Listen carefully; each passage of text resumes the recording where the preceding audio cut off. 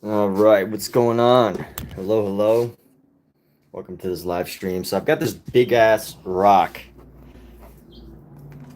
or it's a stone, or maybe it's even just a part of a road, part of the street that came off. Like it's actually not even like a rock. I don't know. I don't know what kind of rock this is. I never ID'd it.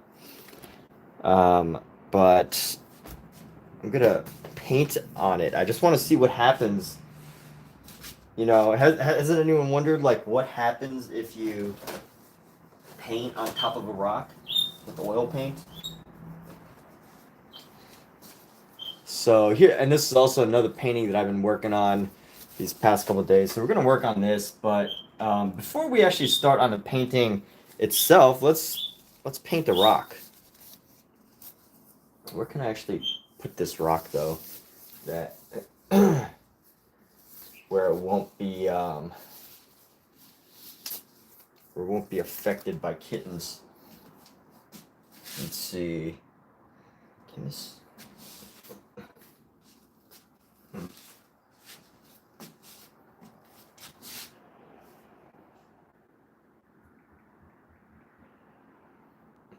You know what? It's see the painting this time. Yes, thank you. So let's actually move some of our supplies here. And did I not close? Okay, we closed that properly. Let's actually move some of the supplies here, move some of our paintings, and we're gonna do our rock first. We're gonna start by painting our rock. Excuse me. What's up, Danny? Hope you're doing great.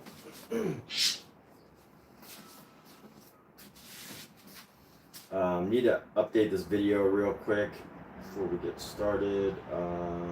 Let's see, YouTube, your channel, that, clipboard.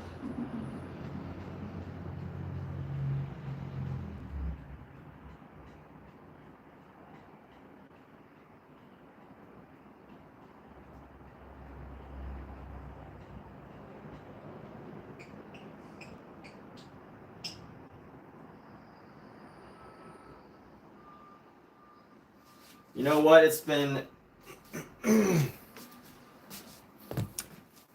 to be a challenge sometimes, right? Because where would the fun be? I was thinking about Justin Bieber lately and how he's struggling so much, according to the news. And it makes me think about like how great it is to be able to have artists like Justin Bieber who are so famous, so successful, but they really do. And I don't know if he actually like puts himself out there or with people just come up with stories about him, but who really takes the effort to like, put his story out there, his challenges, his struggles, his, things that he's having problems with. And I think it's very fortunate.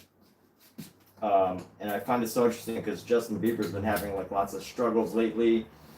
And I'm not comparing myself to Justin Bieber. What I'm trying to get at here is, it's so interesting to see artists who are so open about their challenges or even just dealing with, their own personal creative creative career challenges.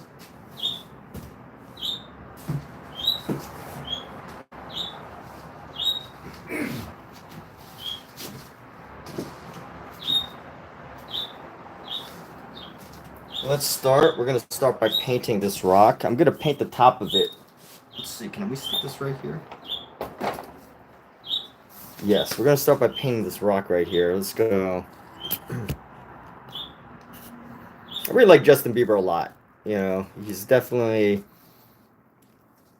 someone who was thrown into a lifestyle that people definitely think that they want. And everyone reacts differently to things like that. But at the same time, he's definitely shared some of the possible challenges. So anyway, I'm gonna paint this rock black. I just want to see. So This is a rock. I was driving somewhere in California, in the mountains somewhere, and I just decided that I wanted to take this rock. So we're gonna paint part of the rock. We're not gonna paint the whole thing. I just wanted to paint it enough, and I'm actually gonna put the paint on directly. I'm gonna paint this over time, right? We're gonna paint this in multiple phases because, and honestly, I don't even know if this rock is gonna hold the paint.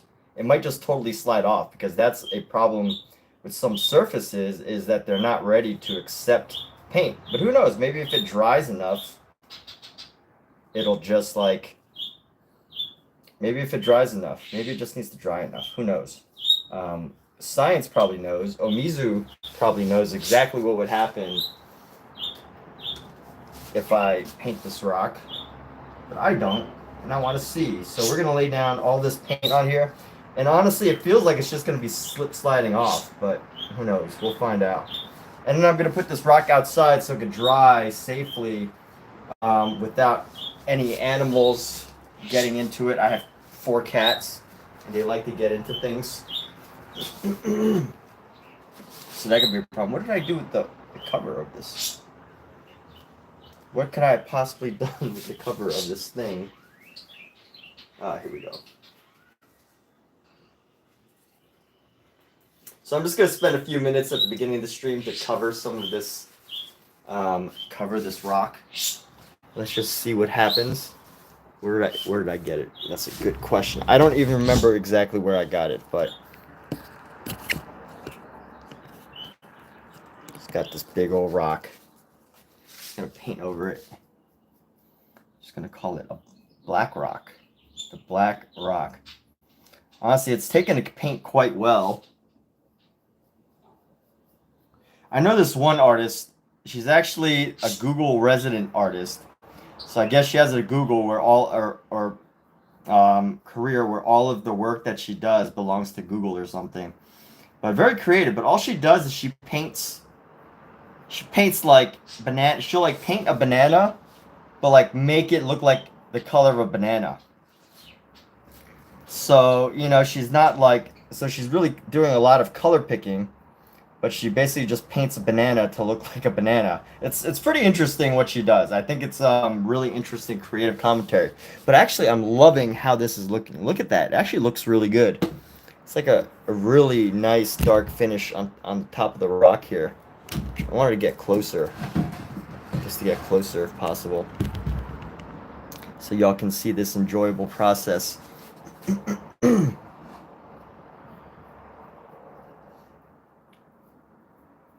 Next, if I do another rock, I'll just have to paint it red. That would be a good series. Painting a series of rocks, different colors. I'm sure somebody already does that. You know what's really annoying? Is Instagram. Whenever I feel like I've come up with something creative like this, Instagram starts showing me all of these videos of these artists who have already done it. That's one problem with Instagram, is as soon as you think like you've done something creative, something unique, you came up with like a creative idea, it's like Instagram just starts feeding you 100 other artists who have already tried or like messed with that idea. So who knows, maybe I'll paint, maybe one of the rocks that I paint on will be a masterpiece, but I'll at least do a handful of them that are just matte finished.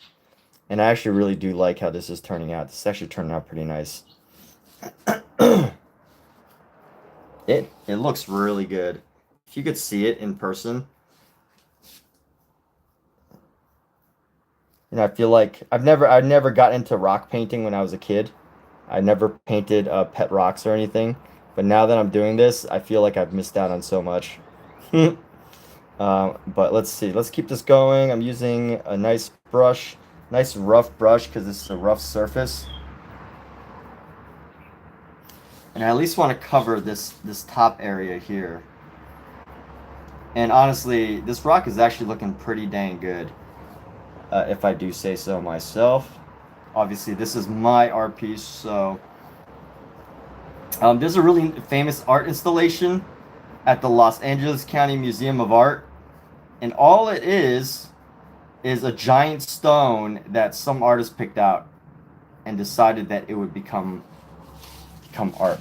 And you know what? No, actually, you know what? I'm lying. It's more than that. It's actually, so it's like set on top of a tunnel. So imagine like a tunnel, right? A tunnel, and then you kind of walk underneath, and then the rock is placed on top of the tunnel, and you can walk underneath the rock. It's a giant boulder, but more importantly,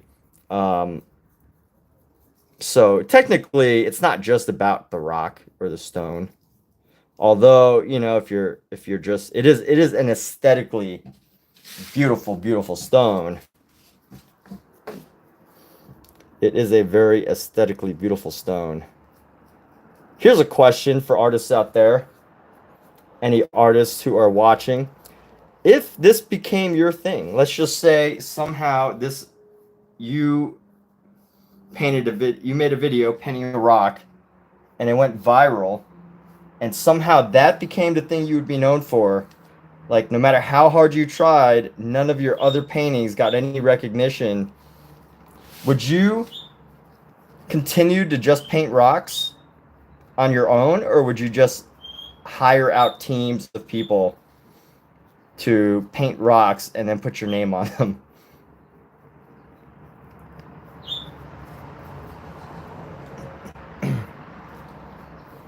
But that is a fun question for the artist to answer, because we all know that, you know, many of the great artists that we know of had like art factories. They had entire factories for artwork. Like, they had assistants and apprentices who would do the majority of the painting for them.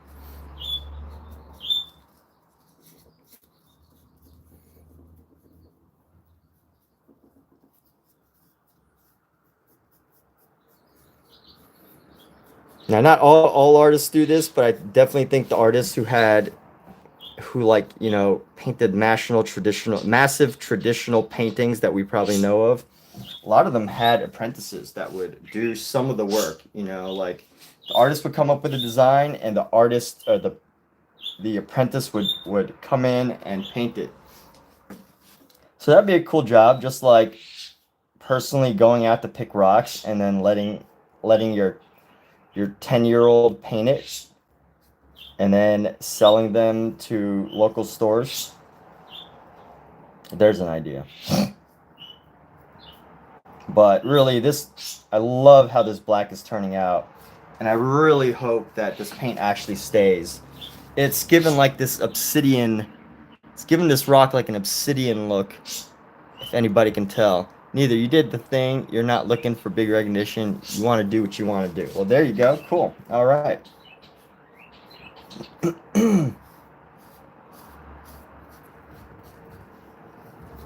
Wow, this actually takes a lot of paint.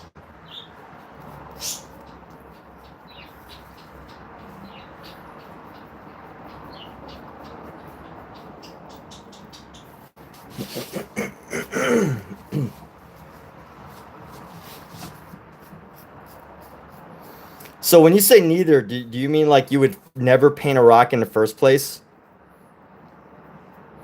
Is that what you mean? Like you wouldn't even do that. You wouldn't even waste your time doing something as mundane and non-contributing to society as painting a giant rock.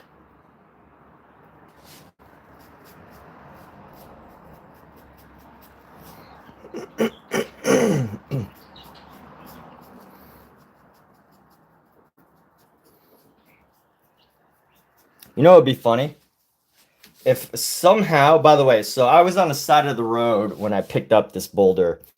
It was in a public area, and what I find would be funny is if somebody was like, dude, that rock is like a nationally protected rock by the American Rock Park Foundation, and you just desecrated a very important piece of rock history, and you're now under arrest. I think that would be a very funny situation if that somehow happened. because they somehow recognize this rock as like, or like, what if there was a story that was like, man paints a rock that was actually a moon rock and killed all the alien life that was on the moon rock with oil paint. We could have bred our own aliens from this moon rock here.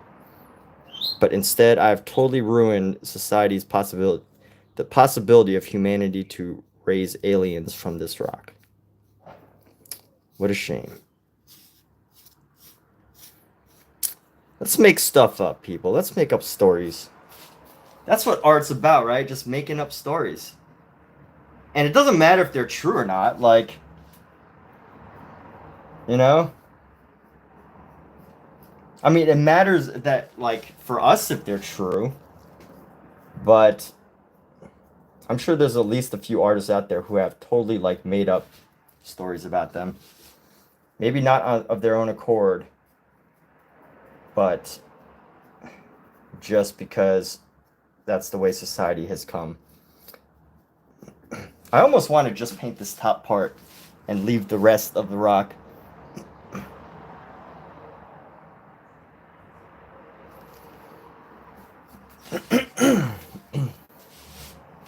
All right, let's lay down some black paint.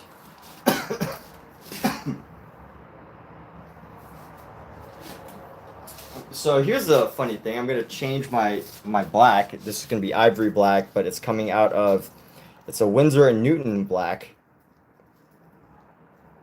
So we'll see if the black actually looks different. Hopefully it looks the same.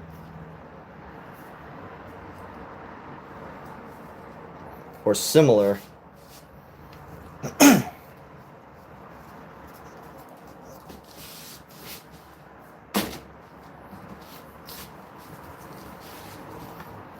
And here we go, spreading on nice and smoothly. I feel like this has more of a gloss.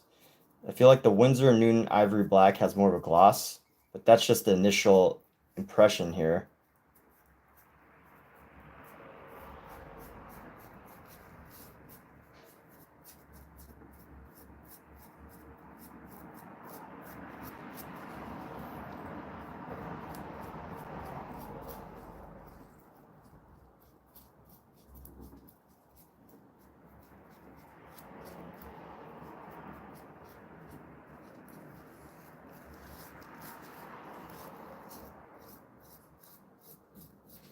And honestly, I feel like this black ends up going on smoother.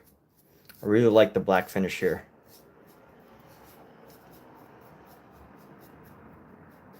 I've been wanting to paint this rock for weeks. I've had this rock for at least a few years. I think this rock is like, I mean, the rock itself is probably older than, you know, as old as the planet is, but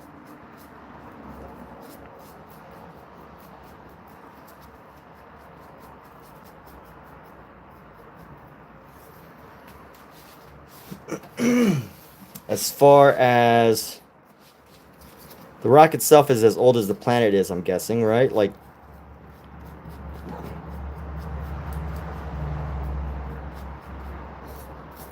every rock that exists on planet Earth must have been here since the beginning of time, right? Like did they just form out of nowhere over time? I don't know the science of rocks.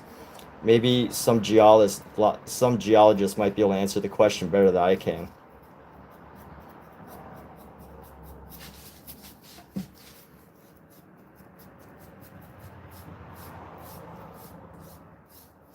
Huzzah, the brilliance of rock painting. Craft is a masterpiece. Just look at the brushwork on this rock. Painted all black by the artist known as Emmett Ferguson. It is a commentary on life and death and the eternalness of Earth, of the planet, meeting the limitations of life and time for the human being. It is an exploration on the concept of time which is a pervasive idea throughout art history, the concept of time. So this is a commentary on the concept of time, capturing blackness and the idea of a rock being around for eternity, while human life and the concept of art can only survive as a human, social, or even animal creation. Wow, that sounds pretty good, right? I feel like that could be the gist of. Here's a funny thing. So I was just looking through some art calls today, and it said, you know, we're looking for pieces that help you feel like, you know, that remind you of childhood. And what I just thought of is like, you know, what if I didn't know what kind of I don't have any pieces like that, but if I did, if I wanted to make up a story just so I could be in a gallery, just so I could have it exhibit there, I would paint this rock black, and then I would say that it reminds me of my childhood, excuse me, rock painting days. But now that I'm adult, my subject matter becomes much more serious and adult-like. Hence the color black. This is a good story. Gotta craft that narrative. I've been talking to a few friends lately who have, you know, been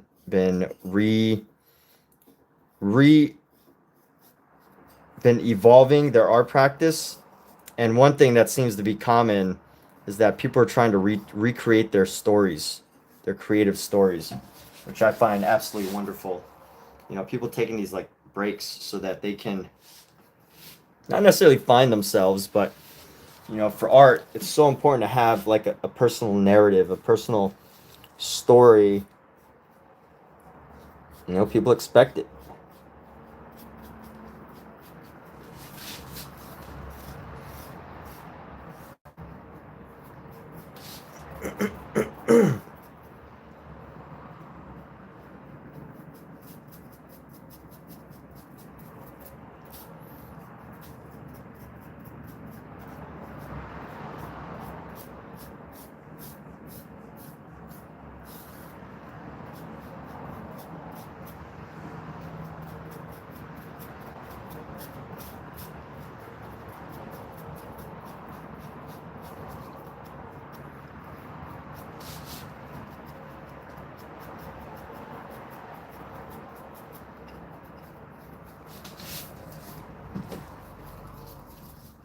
What's great is if you're an artist, if you're just like drawing or if you're just doing animation or something, like you don't have to worry about all that. You could just like make stuff.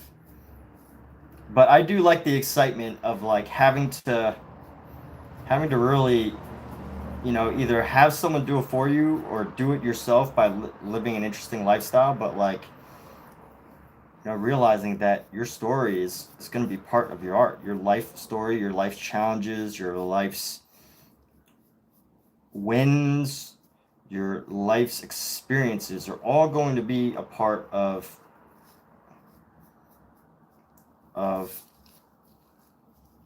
your brand as an artist. So very cool.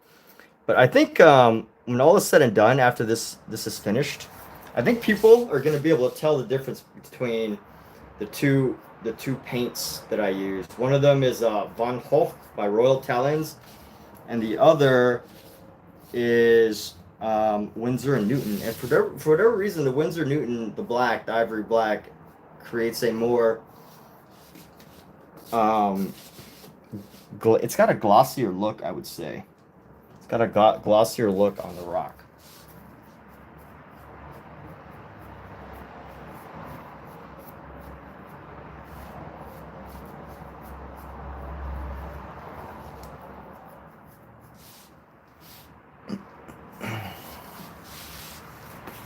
So we're almost done with this piece, and then we're going to go back to our normal painting, our usual painting, as in just painting not a rock.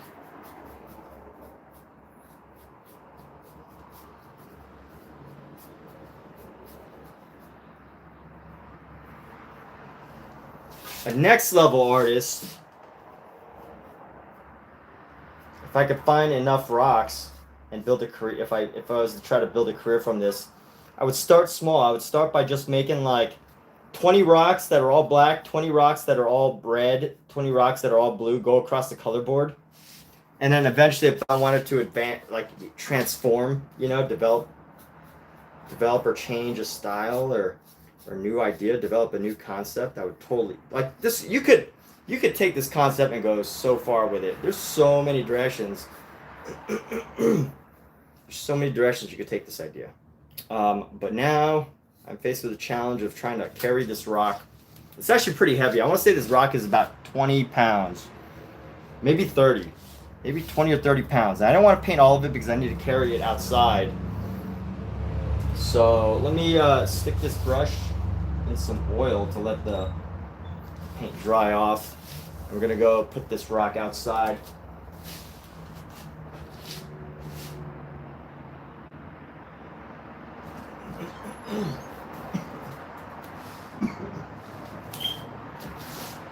And then we could get to the more serious stuff.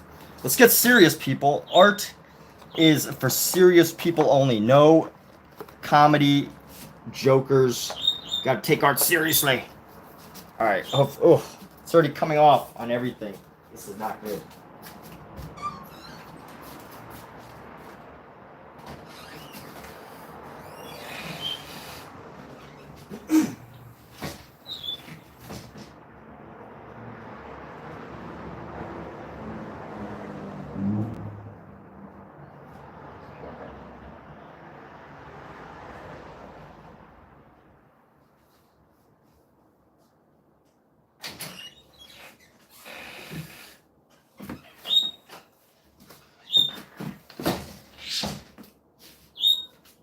Stop, Pokey.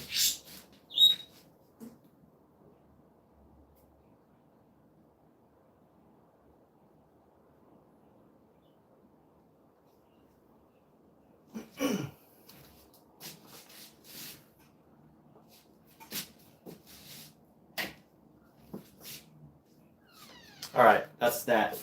Now let's get back to some serious painting. Let's do some serious stuff.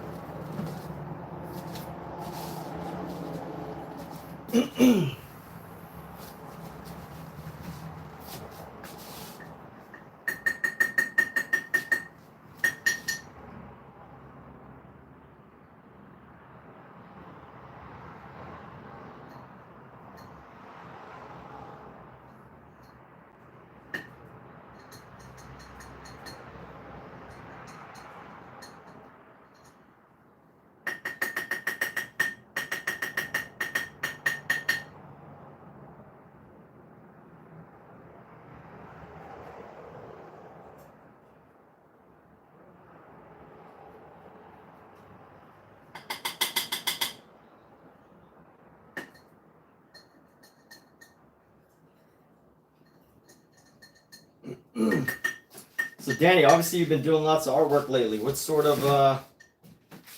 of creative thoughts have you come up with? Anything? Any new insights? Any new thoughts on, you know? Because I noticed that when you post, you usually only share like I've only seen you share like, you know, a little blurb about something that you did, but you know, you don't really talk about the actual creative process or like anything like that. It's not that you need to. You don't need to. You know, sometimes it's best to just like, you know, not overshare like I do. Actually, that's probably the best thing to do most of the time. But yeah, I'd be curious to know I'd like to know how other artists think or approach work. It's very, very interesting. You know, I've been reading these books. It's called Last Light. I can't remember the guy's name, but it's like about this art critic who wrote a book about a few famous artists that lived into like their 80s and 90s, and how those actually became some productive years for them, like Edward Hopper, Monet, Titian, Goya. I said Titian, Goya, Monet, Edward Hopper, and then there's one more artist. I can't remember the last one. So far there's 5, but I only named 4 just now. Edward Hopper, Monet, Titian. Why is this other artist escaping me? Maybe it was only 4. I don't know. Maybe it was like the introduction plus 4 chapters. But anyway, it's really interesting because it's an interesting book.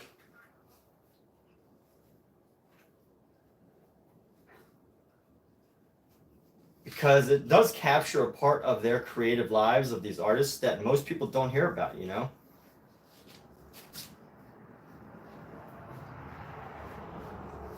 Like, as much art as I like research and study and like try to learn about, definitely when I was listening about, you know, Matisse, Henri Matisse.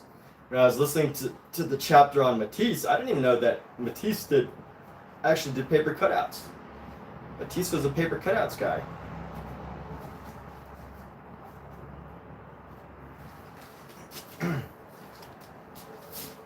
Like when I share my process, interesting, and stories, you don't know why you don't really share your process. You feel like you just go into it and hope for the best.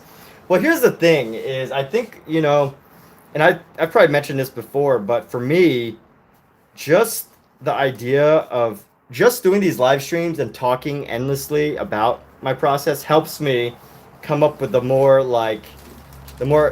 compact Instagram story friendly versions. But I do feel like if I was actually painting or drawing just in silence, I wouldn't have the same opportunity to capture and remember my thoughts in the same way I do when I monologue about it, which I really find interesting because, you know, every artist probably has similar thoughts to me, right? Like they have the same moments where they're like, oh, I messed this up, or oh, should I do it this way, or oh, how can I make this better, or, you know, I think every art, like my thoughts are not unique to artists, is what I'm trying to say. I mean, my thoughts are unique, but like they're not totally unique, right? Like I believe in the uniqueness of every person, but there's only so many ideas you can possibly. My cat is caught in a paper bag. I need to get it off of her. But being able to voice them is helpful. Pookie, come here. Why are you stuck in a paper bag? Don't get into paper bags, Pookie.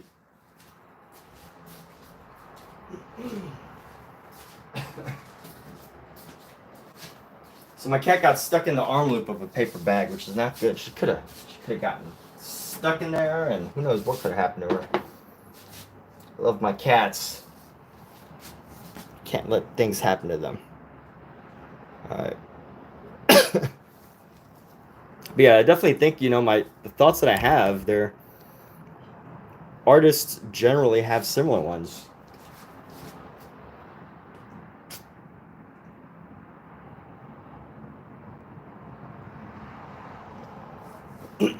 Alright, so I've got this painting. We've gotten fairly far with this.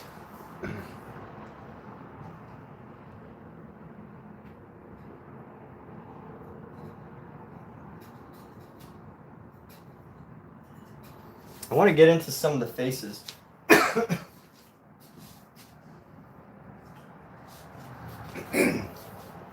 So let me see what I can do about some of the highlights. Maybe I can just highlight my way into the faces. Let's try that. I'm going to try to highlight my way into making these faces, to painting these faces. Just going light on dark.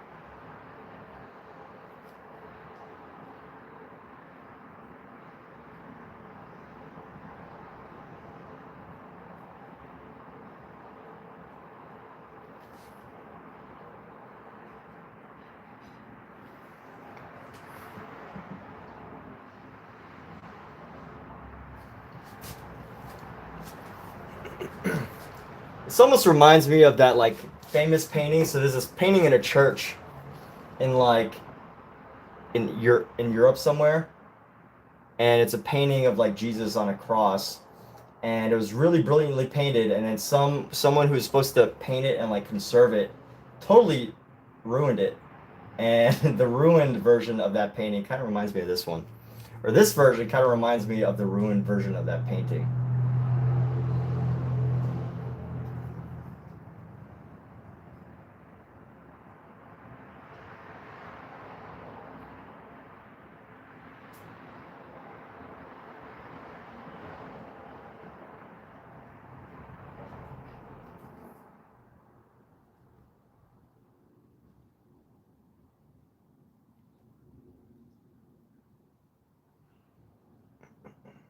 All right, the ear needs to go like right here.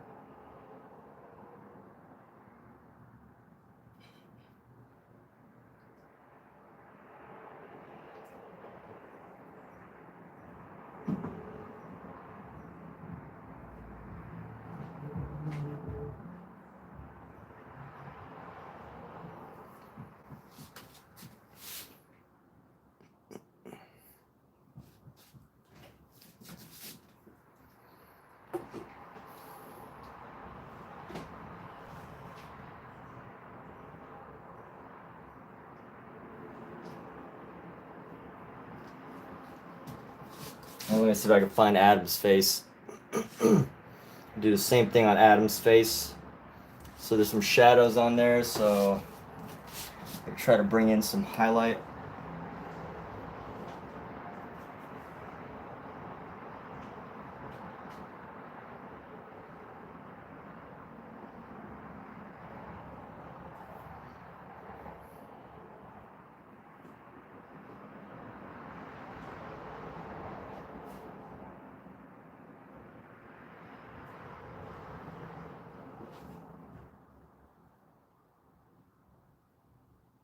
Give it a little 3D effect.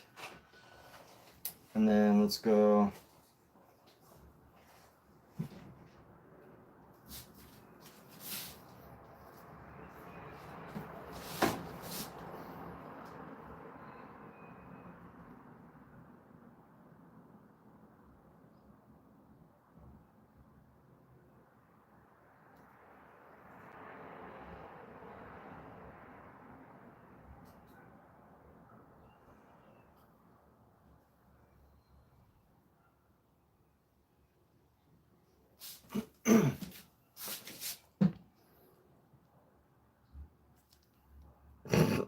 All right, what's up, Omizu?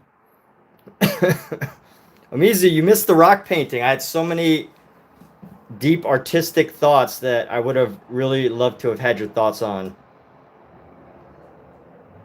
What's up, Michael Wilbur? So, yes, this is God with clothes on. And then Adam and Eve on the side without clothes on.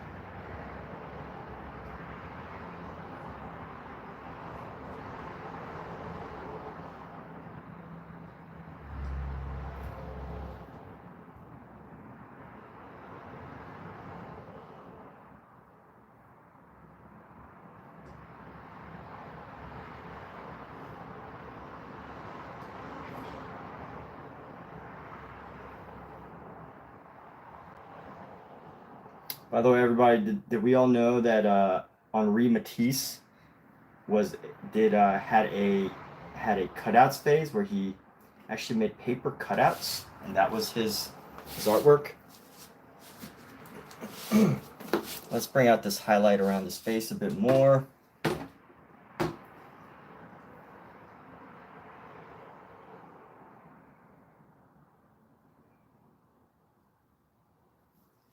Let's add some more pink into this. I want to bring some more red out into his cheeks here.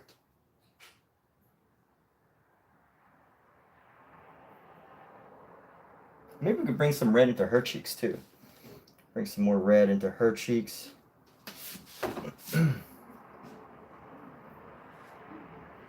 Kathleen! Kathleen!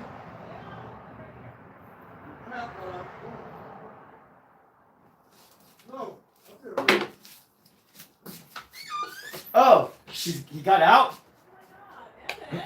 What? I put this thing here. Scout, come here. Huh? Come here, Scout. He was looking for you. Scout, come here. Scout. Just pick him up. What we do?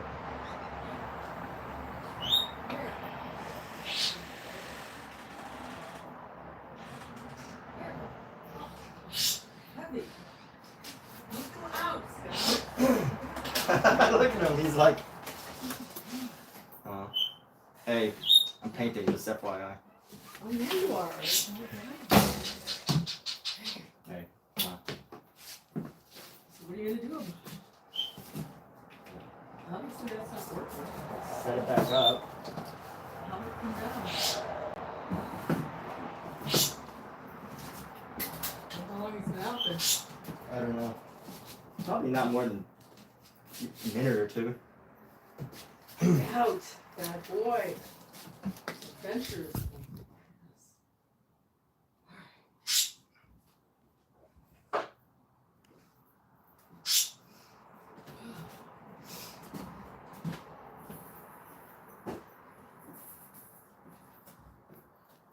Yes, Omizu, I was painting at the beginning of the stream.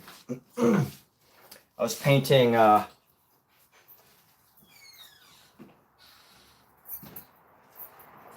Let's get rid of these. no, I just need to get another paste. You alright? You coming in with Except the scout was out. oh, okay.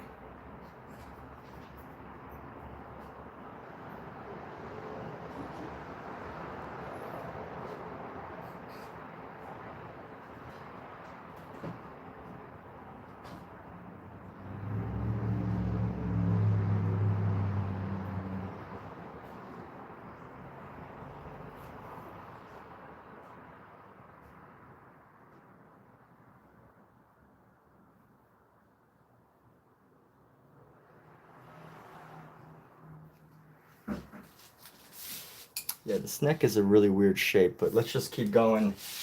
And I wonder how many times I can rework this head before it becomes overworked.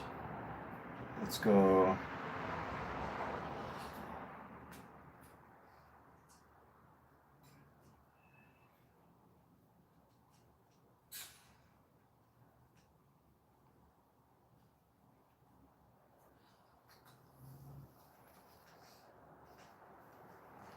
What did Patty say about the painting?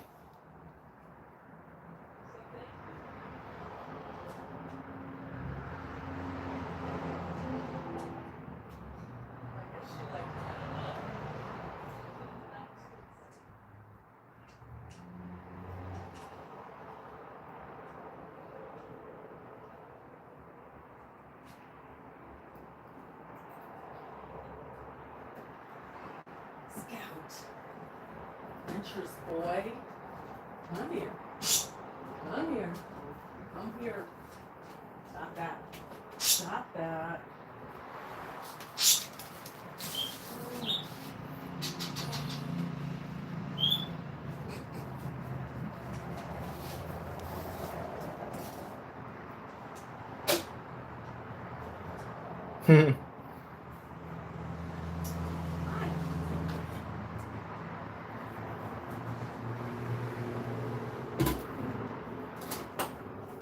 Ooh, shrimp. Don't want to know. So yeah, it's hard for me to summarize what we were talking about during the my painting of the rock. But I was trying to come up with a story. So I had this stone that I was painting black, and you know, it would have been nice to have Omizu's combination of philosophical thoughts around rock painting.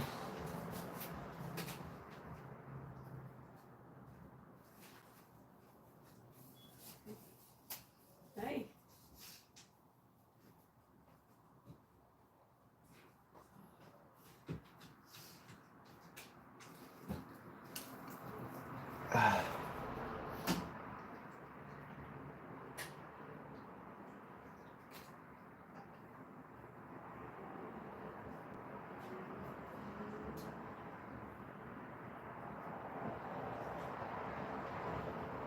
All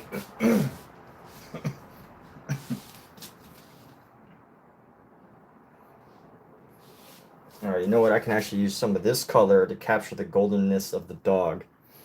So let's go.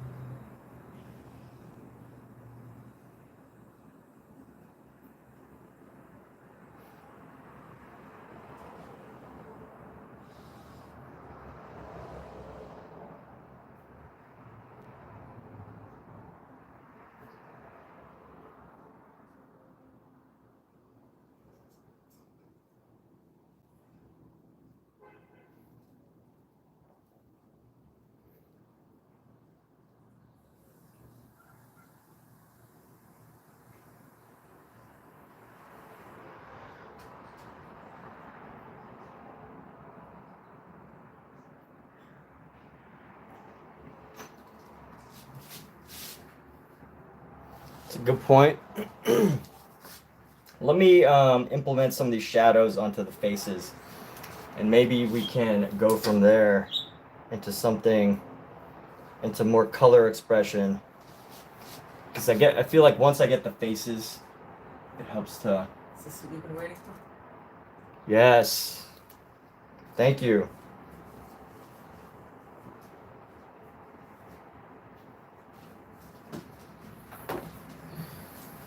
It's right here. Thank you.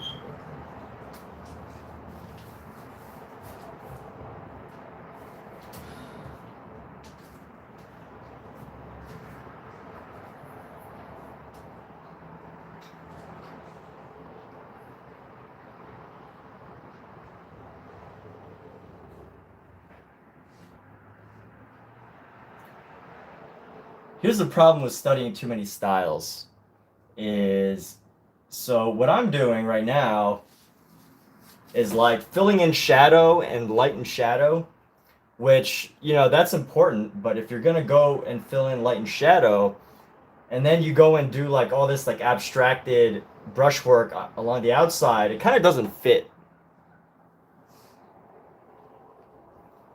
So, I don't know, we're going to see how this goes after, but maybe, you know, the mix, the combination is not a totally bad thing. So we're gonna see in a few moments. You know, we're gonna paint some more parts of this, paint more of it in, and then just figure it out from there. We'll see if I'm gonna keep it or not. I like his expression, though.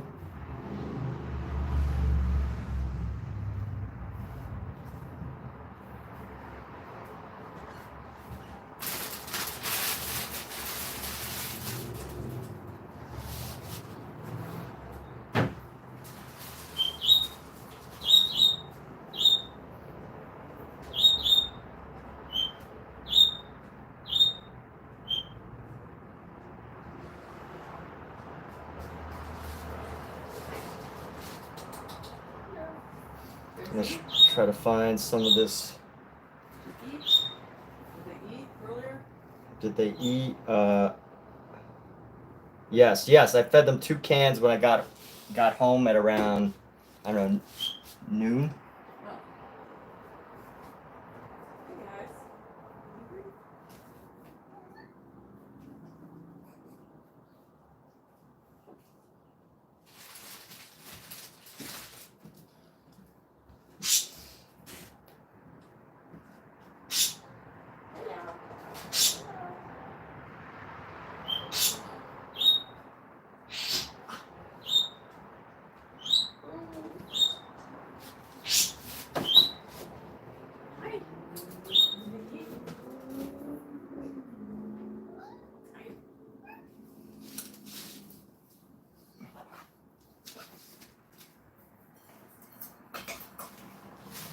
All right. Well, anyway, flat remodel. This will look great in a particular bathroom.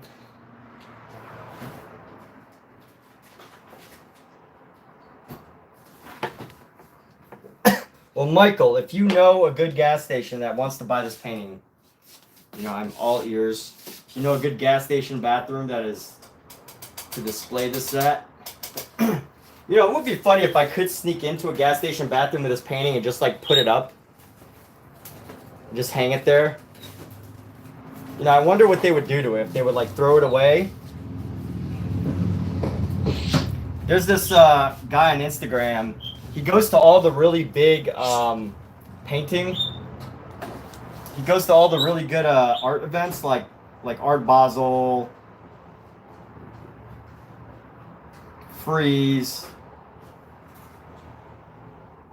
and he finds a way to like hang his painting up somewhere at the venue, like, or he does like drawings, but he'll like take a drawing and he'll like post it in the bathroom of like Art Basel.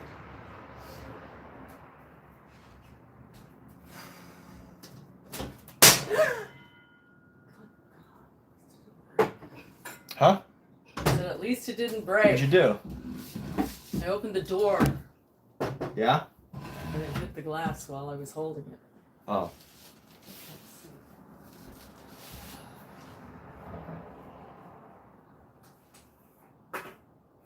Alright, let's go grab some of these lips. We're gonna add just like a hint of red onto the lips and bring the lips down. Make it purple.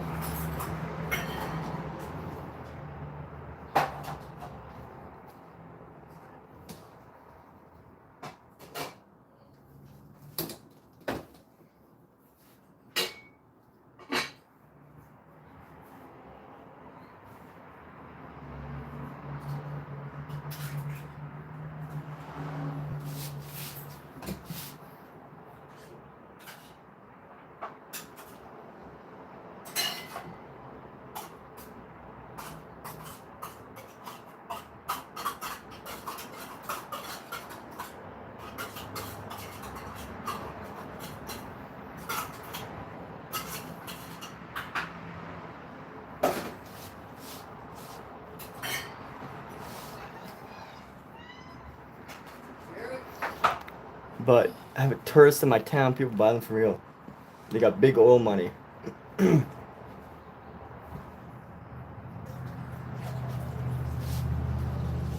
Yeah, you know, I mean, I do live in such a big tourist town. I really should, like, I gotta do what Don Drell does and go to Venice. You know, I live in a great area for artwork too, in Burbank, but, which is, you know, Los Angeles. But nobody actually, like, it's not really like an art town. Like, there's tons and tons of creative people, but it's not like an art town. There was an art show today in Venice, or yesterday. Oh, right, and, oh, there was the one, Hazel was telling us about. I didn't get a chance to go to. Eat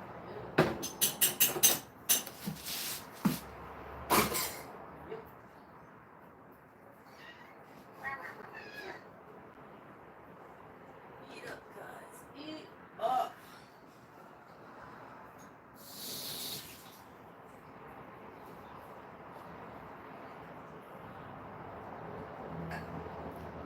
Fed them a few hours ago, 2 cans. Even though they're acting like they haven't been fed in a century.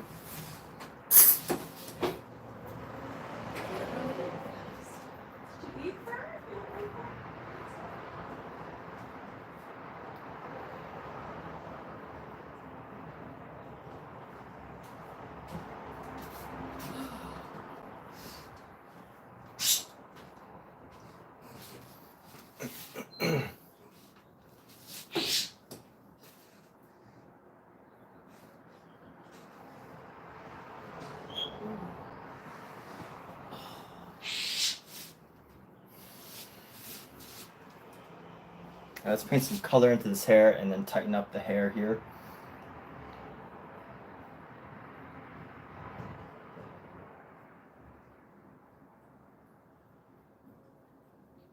So.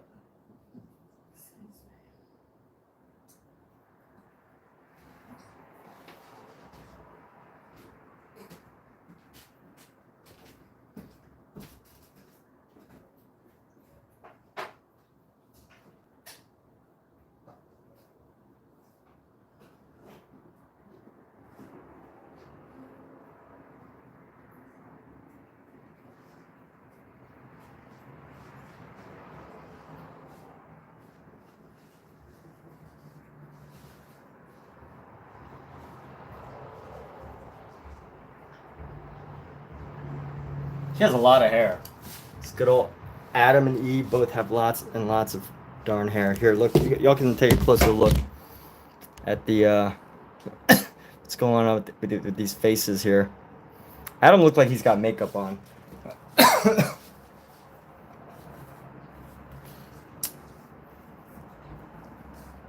And Eve, I don't like, so Eve's cheeks are a little messed up. I feel like Eve's cheeks could be a little better. Really want to be known. You need exposure, and painting in public does that. Yeah, I'd paint in plein air, but stop painting in, go paint some grass.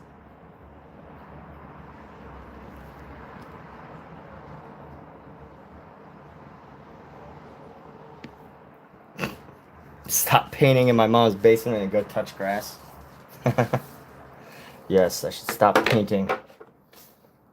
Stop painting. Yeah, you know what? I could literally do this in my living room, but I need I need somewhere I can set up a laptop and a live stream.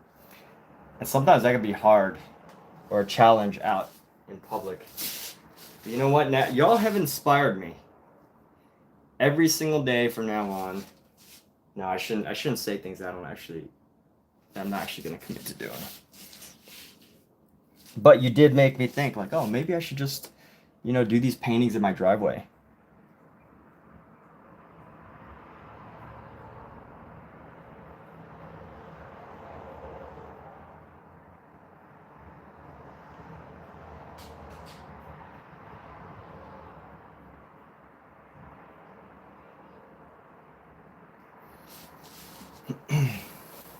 I'm going to add some white highlight into the hair here. Or like a blue highlight, I should say.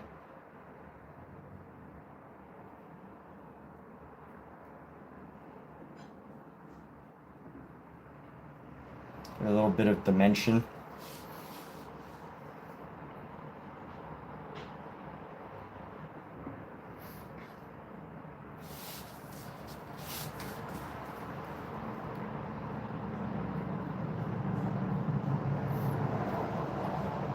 Never stop?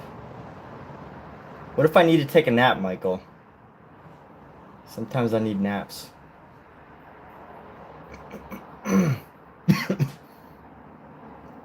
What if I just was able to keep this live stream going nonstop for hours and hours and hours, and just from this until the end of my days, I just left this live stream on and just never turned it off.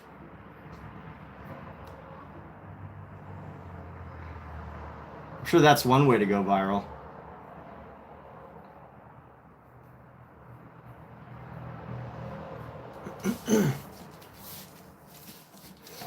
The Infinity Artist. Alright, I actually do like where the shapes are at, where all the ideas are at here. But right now, why am I coughing? Excuse my bodily noises. I know nobody really wants to hear about that. We're gonna give. Okay, let's give some more.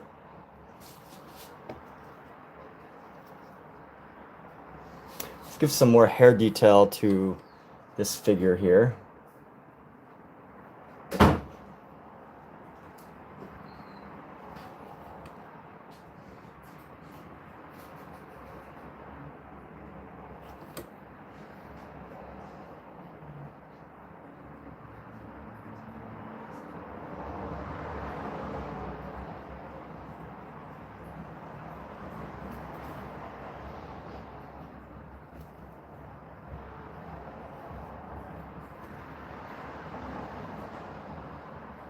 Think it will work?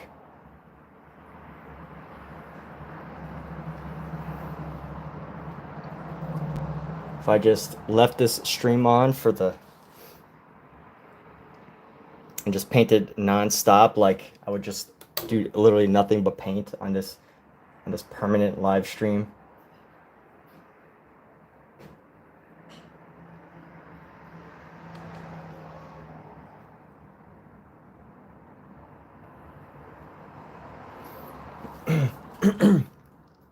It's actually looking better. Michael Wilbur. Michael Wilbur. Night fishing in Antibes. You're working on a master's study of Picasso's night fishing in Antibes. Put it on a loop feed. Which one is Adam? Yeah, you can't tell anymore.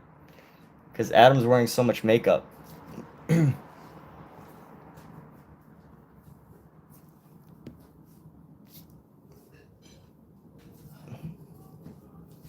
I don't know what color eyes God has. So in this figure, so this drawing is based on, I mean, this painting is based on a drawing that's made with,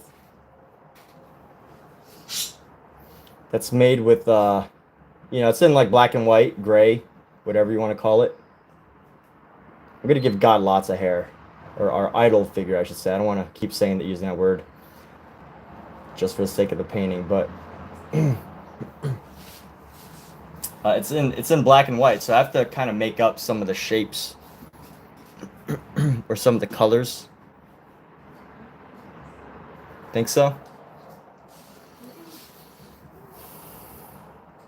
No, I'm gonna keep his hair about this. This is a good length. I consider this a good length, Michael, because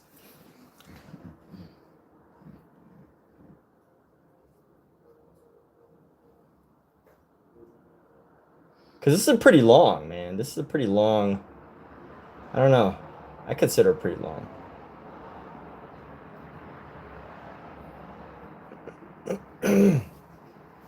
Nice little halo effect here.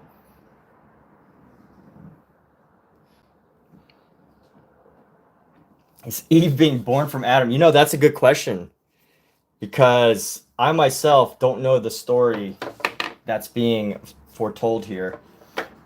I'm just painting an interpretation of the story. Now, I could make up my own stuff, just like any of you can. But I don't know exactly if they're sitting, like, why is Eve sitting on Adam, right? Was Eve born from the butt meat of Adam? Is that what this is implying? I don't know. Flesh. Is it suggesting something? All right. You know what? Let's go bold. We're going to take a big brush, this big brush. We're just going to go around our figure here with nice bold colors. Nice big bold brush, and just see how we can capture some fieriness in our figures here. Some reds, some oranges. Make it colorful, you know? Let the colors pop here.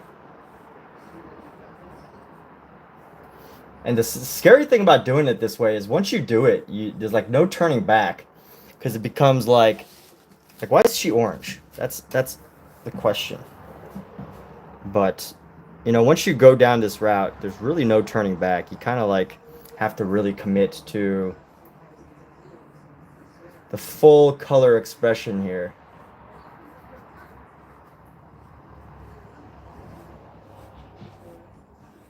The full color expression. Otherwise you're just like, you know, it can't look like half colorful and then like half not, you know?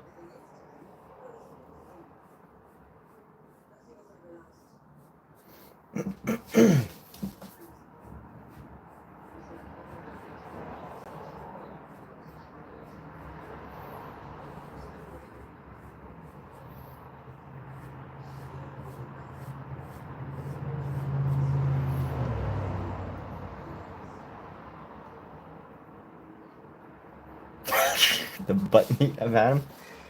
The butt meat of Adam.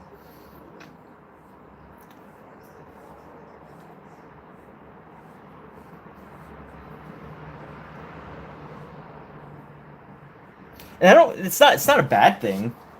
You know, me implying that you know, it's like funny, but it's not. I don't think it's like a, you know, as like a modern human being. You know, I guess it's kind of funny. But I do think that it's you know, philosophical. Like, you know, the flesh in that area is just, it is highly desired, right? It is a highly desired area of flesh.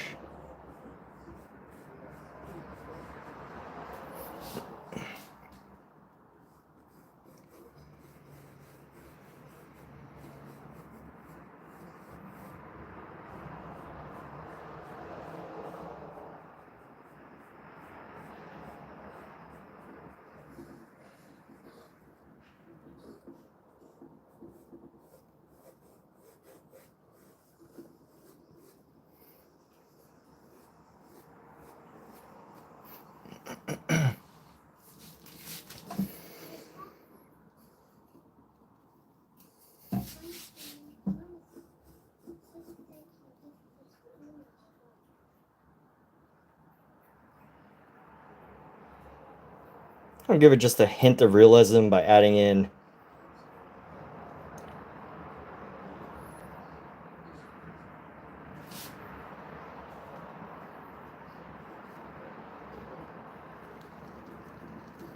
some tans.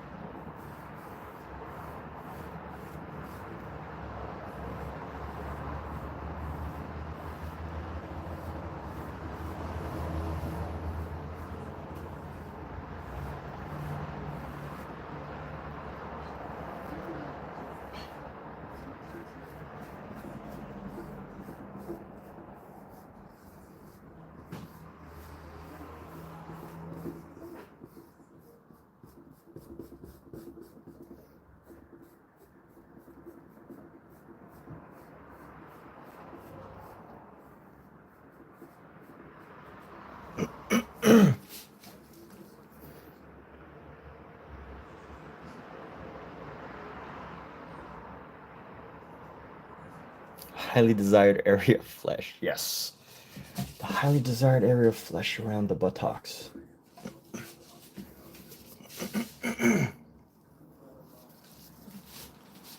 All right, let's grab some more of this color. I really like how this color is turning out. It's like a fleshy color, but it also blends well with a variety of colors as well.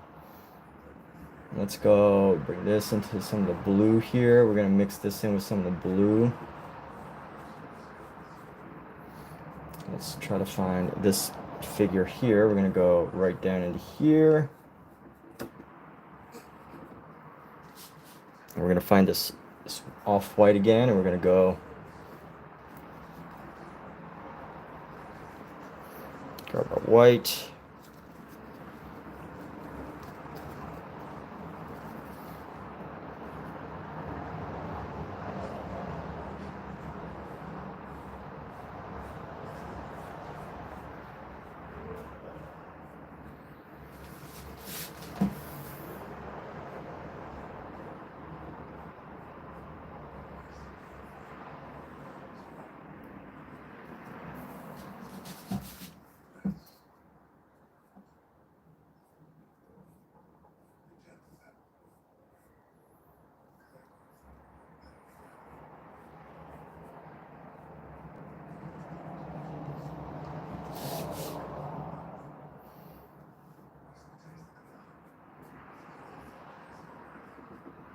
And let's give this similar color to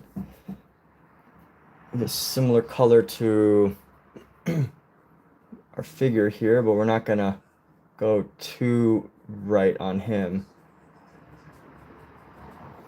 Let's try to find some of this around Adam too. Again, aim for some boldness with color. Don't be too afraid of the color implementations.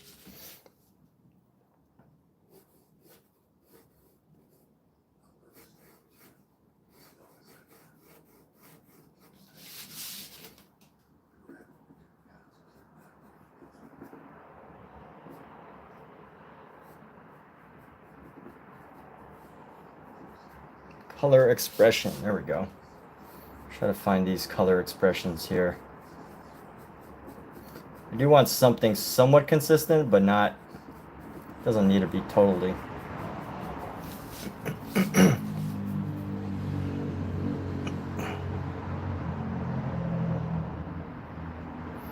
I mean, there's definitely a lot of great artists that I think play with proportions. But you know what? I think the key is like finding the right proportions, right? Like, you know, if you're gonna make something small,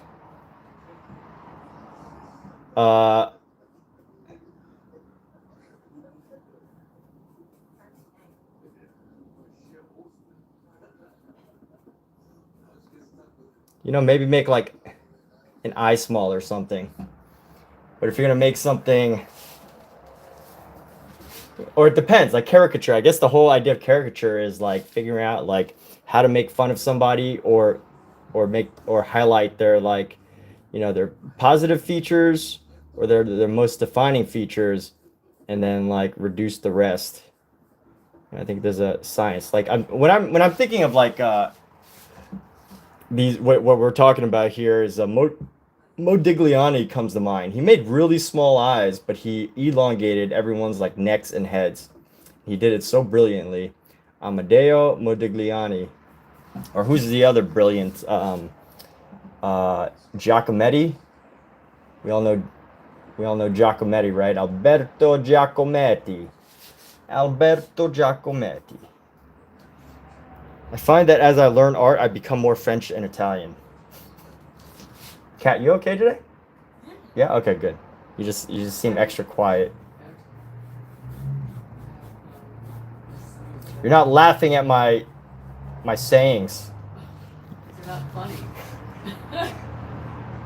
If you're gonna live here, you gotta laugh at everything I say. Everything. Damn it, you're ridiculous.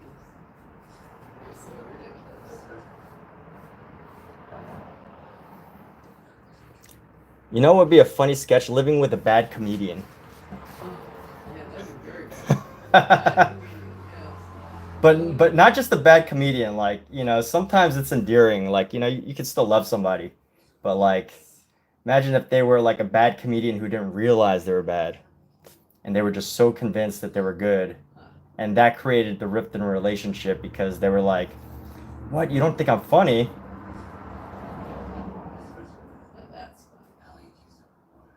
That would be a good movie idea. The story of a bad comedian and how he comes to terms with becoming a bad comedian. It's probably already a movie like that. Huh? He finds a new profession. Becomes a house cleaners.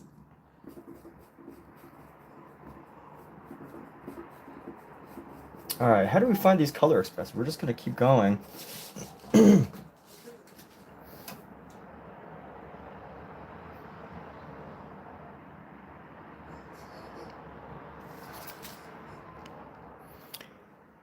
What says painting is by colors?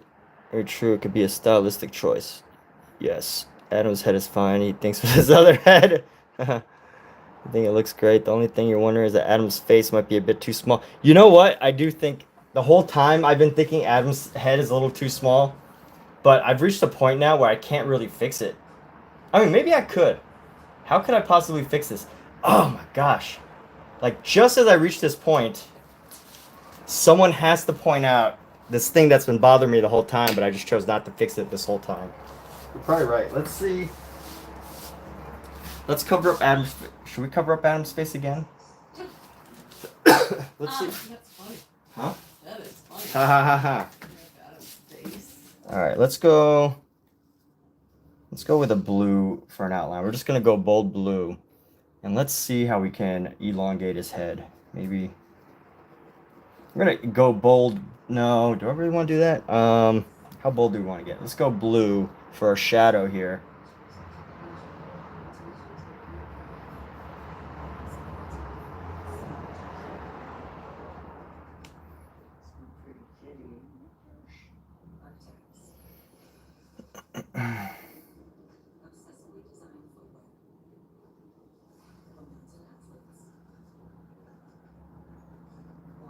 I think bringing it down to that blue could just give it that extra length that it needs, extra width.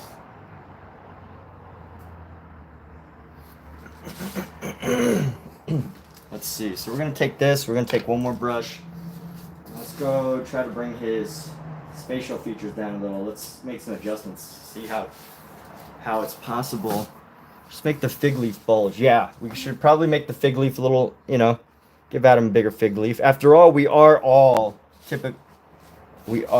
modeled after Adam. So, you know, this isn't just a person. This is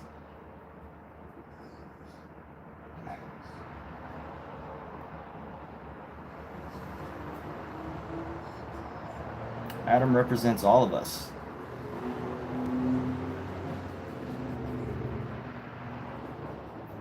I said well.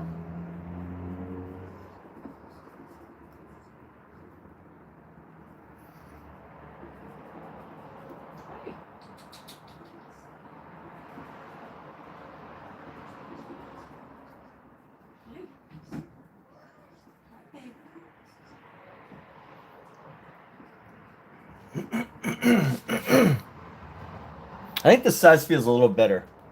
The size of his head feels just a little bit better. Maybe bring this neck out a bit. Give him a bigger jaw. And there we go. It's actually, you know, I think it works. I hope I just don't have to adjust the eyes again. But I think this is a little better.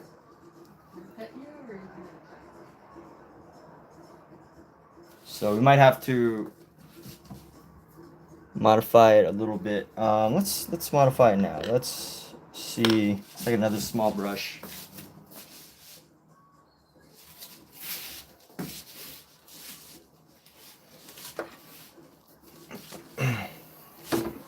Let's see what happens if we just move this lip down and grab a nice red blue here and move the. I like how we can all like understand these figures' names. Like we all know their names, we all know the story. So let's go with the lip here.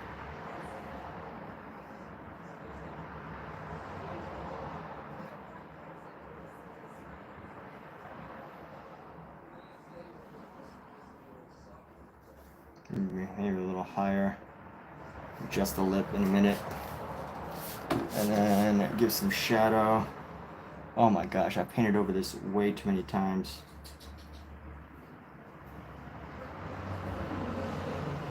That's why you should get it right the first time.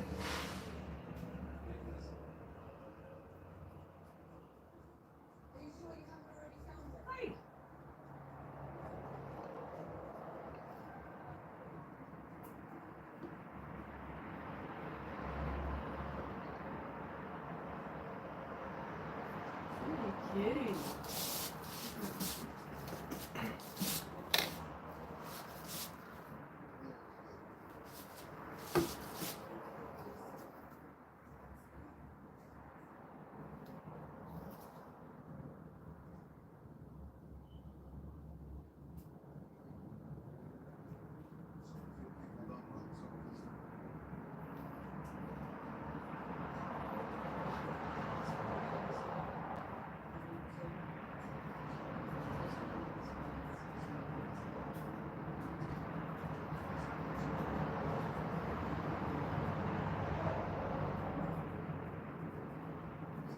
All right, we're going to come back to Adam's face later, but I think the size is a little better. It's not perfect, but a little better. And with that, we can actually go into this and just start adding some areas. I'm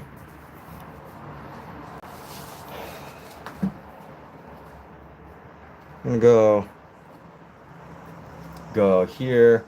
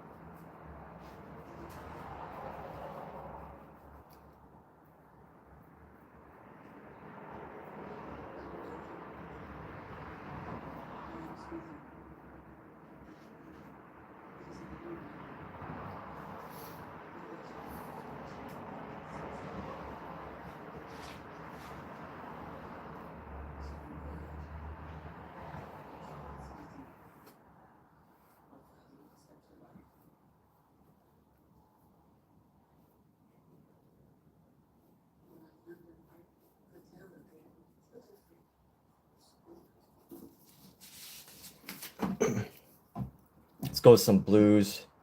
Make Adam look cold, because he's probably cold, you know, he's naked. He's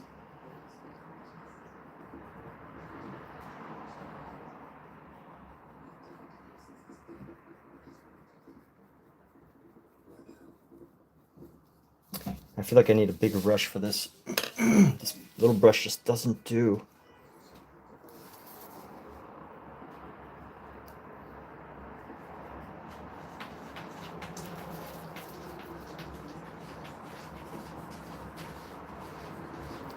Are they learning how, like, what's going on in there?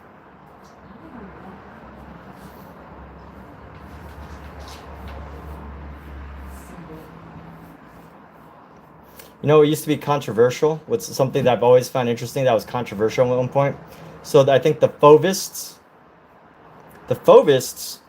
they did a really, I think someone did a famous painting where used green to paint one of the characters.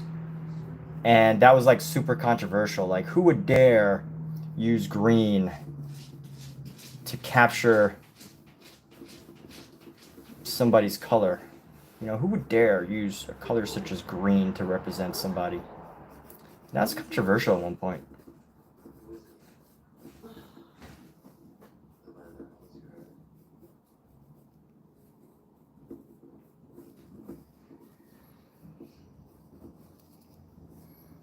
Some of my favorite things to learn about in art is like what used to be considered like, you know, like controversial in art terms, which like today is pretty normal, even though, you know, I guess like people who are unfamiliar with the art world still think is like super like upsetting, I guess you could say.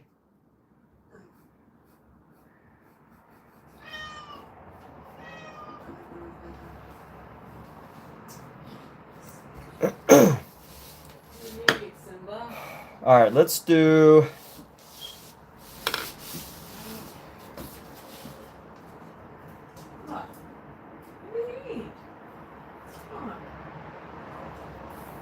Is he okay?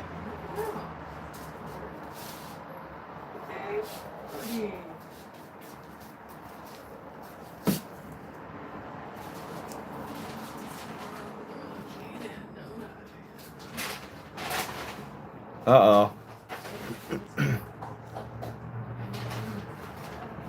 Stuff costs $65.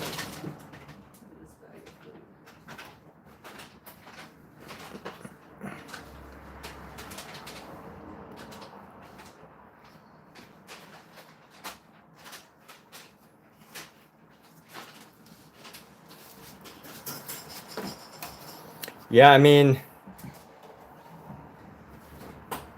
yeah. I mean, I don't know what you were painting, but I'm sure, you know, there's just someone being really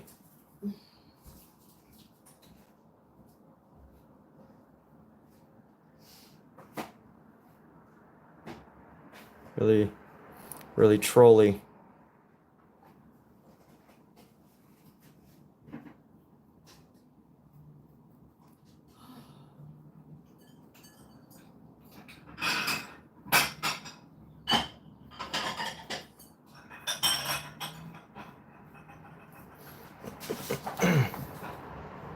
Sucks, man.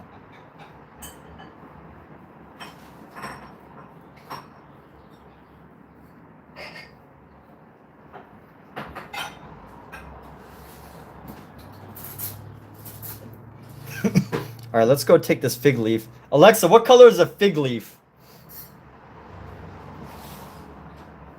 Fig leaves are typically green in color. However, the exact shade of green can vary depending on the type of fig and its environment. For example, fig leaves can be green, but they can also be yellow, brown, or even purple depending on the species and location of the fig tree.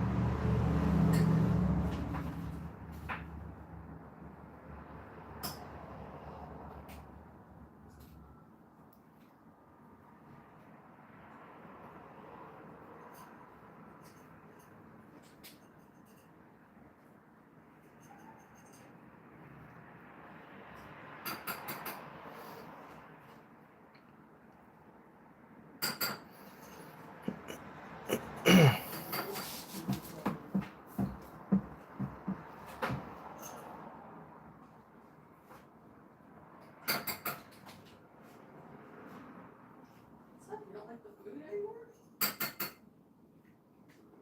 Picky.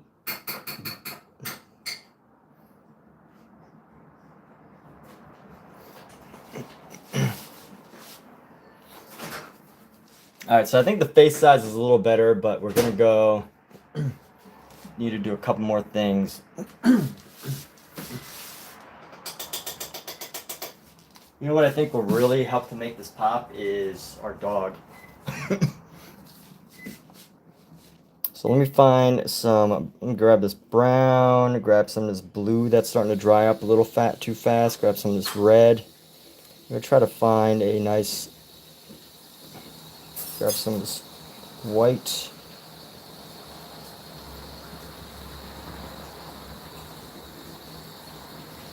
Got like a nice purple right now.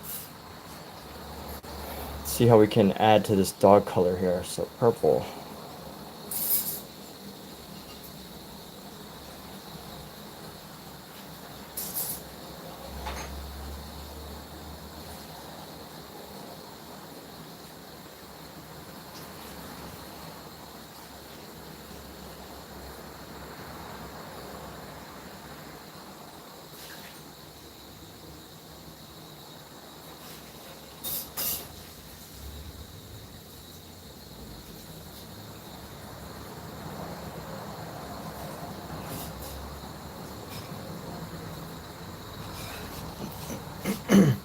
Oh, y'all can't see the dog. There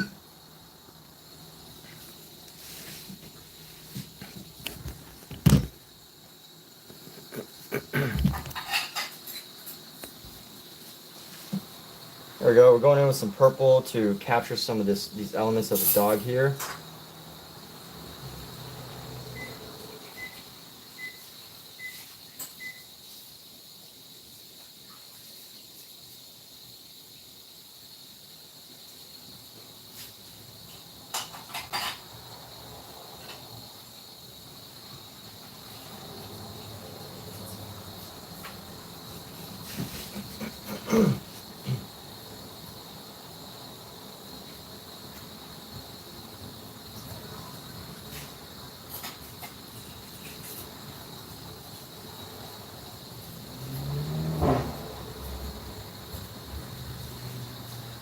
Let's go with some yellow.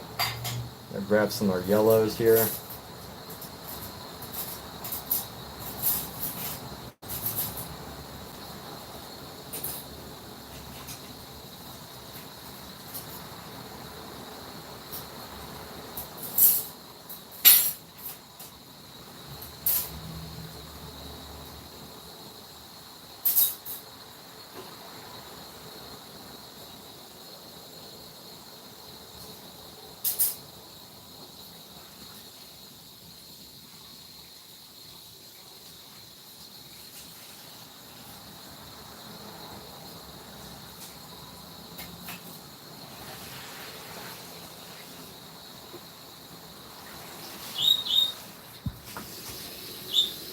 This dog getting a little too crazy. I don't want to lose the dog. I don't want to lose the dog's color too much, so I'm being cautious of that. Maybe if I highlight it with some reds here. Little pops of red.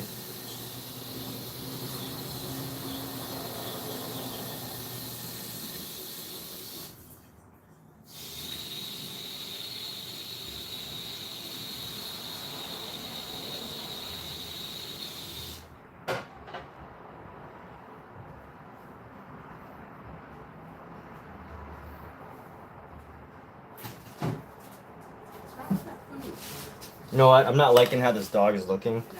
So let's go. It's a little too wacky. So let's go paint through it and just flatten out the color a little bit.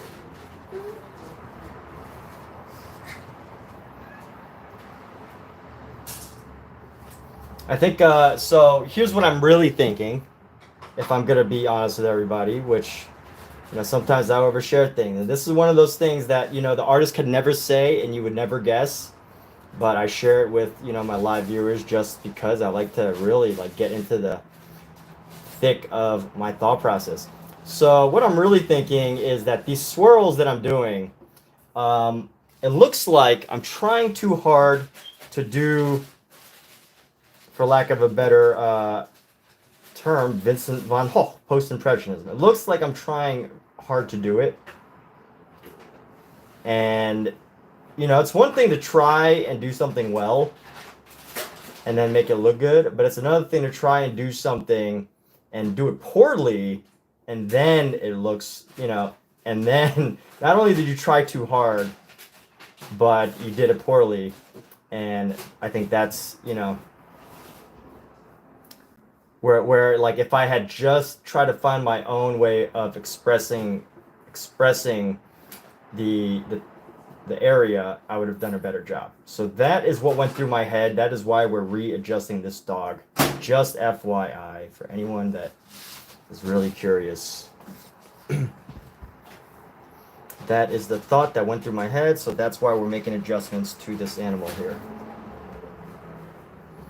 You know, I was trying to go for like some interesting textures and things like that, but like an interesting design. I think we're gonna go with this, like a more flattened look.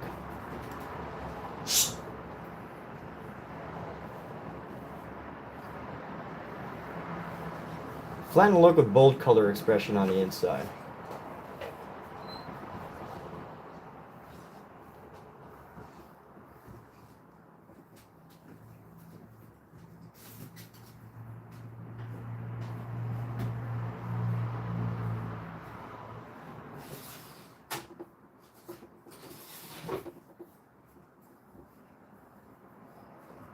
So that is that is the insight into what I'm currently doing right now. So I don't mind the color expression, but I just don't want to do the swirly swirls and get it overly, to make it look like I tried too hard to achieve a certain effect and fail at it. And I could try again later. But if I was to try again, you can't really try too many times with oil paint without the color getting too muddy.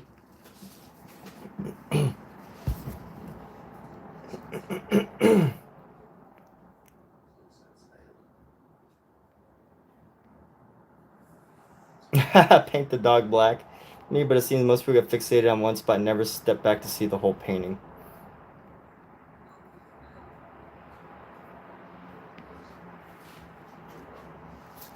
By the way, you know, because I don't have that much space behind me. Look at how much space I have behind me.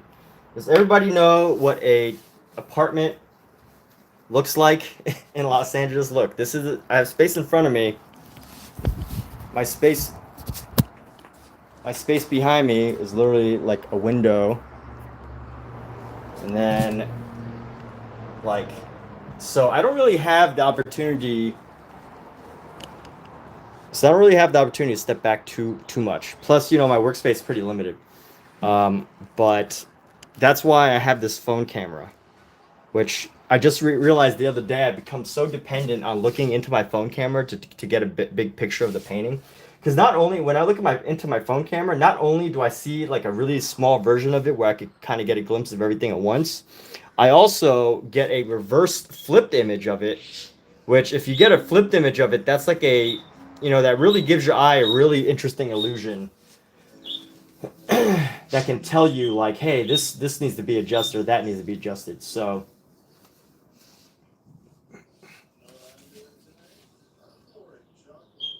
go outside. Yeah. We'll go outside eventually. I need to get a drink.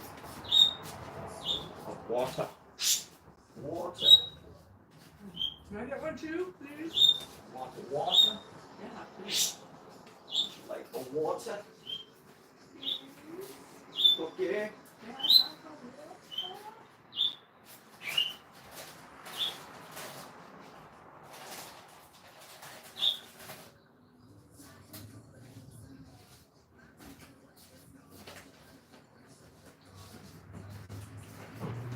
Pass them the shirt if you want.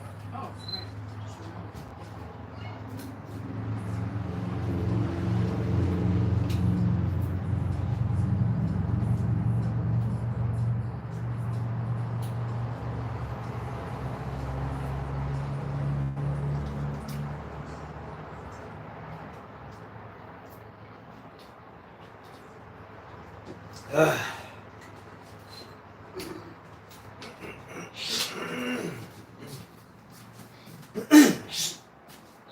All right, let's do something fun now. I think now's a good time to start to paint into the background. So I want a nice... Pookie, what are you doing? Do you want me to annoy you? Pookie, what are you doing, little Pookie?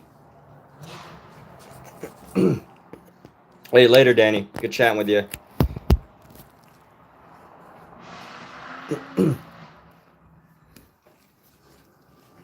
Yeah. I should paint. And you're right, Michael, because the majority of the times that I've made money painting have been while painting in public. Coincidentally enough, you're totally right. I would say a quarter of the times that I have painted in public, like I've probably painted in public maybe 20 times, and 5 or painted or drawn in public.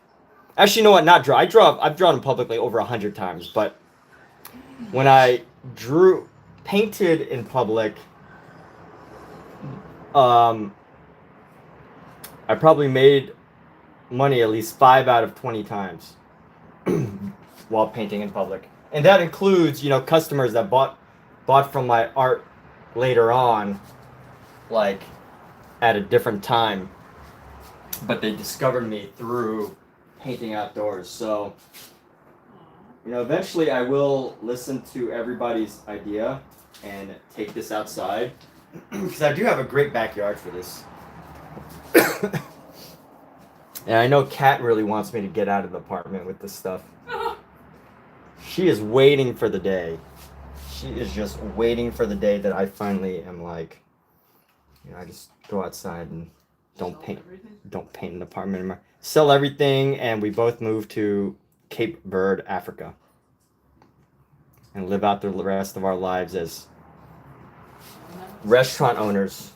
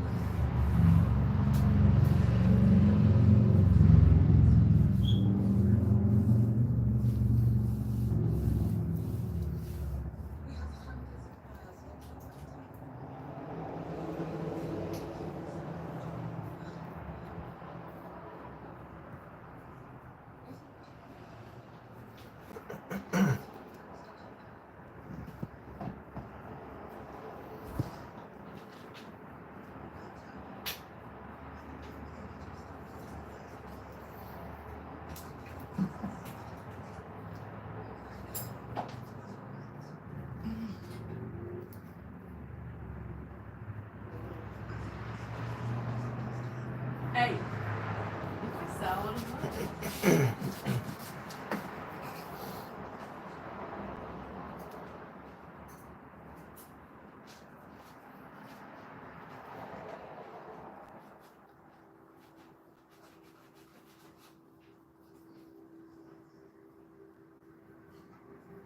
So how's everybody feeling on this Sunday? Is everybody feeling good?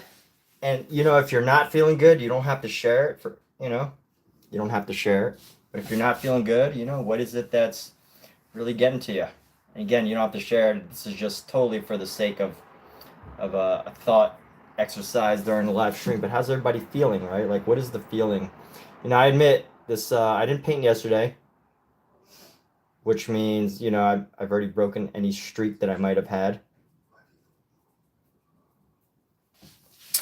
I didn't paint yesterday. I was not really in a good mindset to paint. And I almost didn't paint today. I was like, what's the point? Why should I paint today? Like, I'm just going to mess up Adam's face again. Like, that's actually something that crossed my mind. I was like, the face on Adam looks so bad. The face on Eve is like, is imperfect.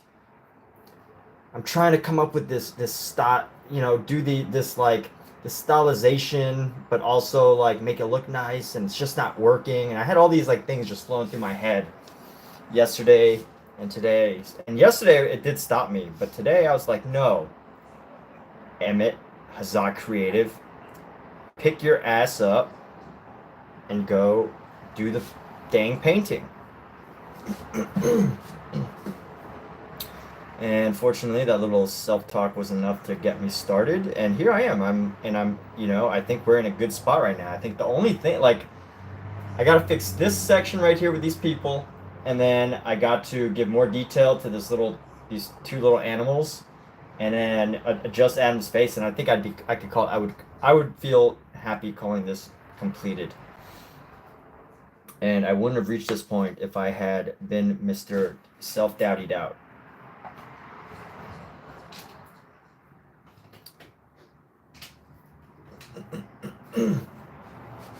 You're feeling angry. Oh yeah, well I still have to do my taxes too.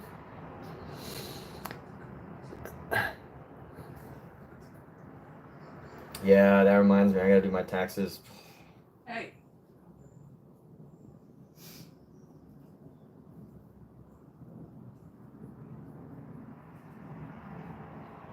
I heard that they were getting rid of taxes for people who make under $200,000 a year.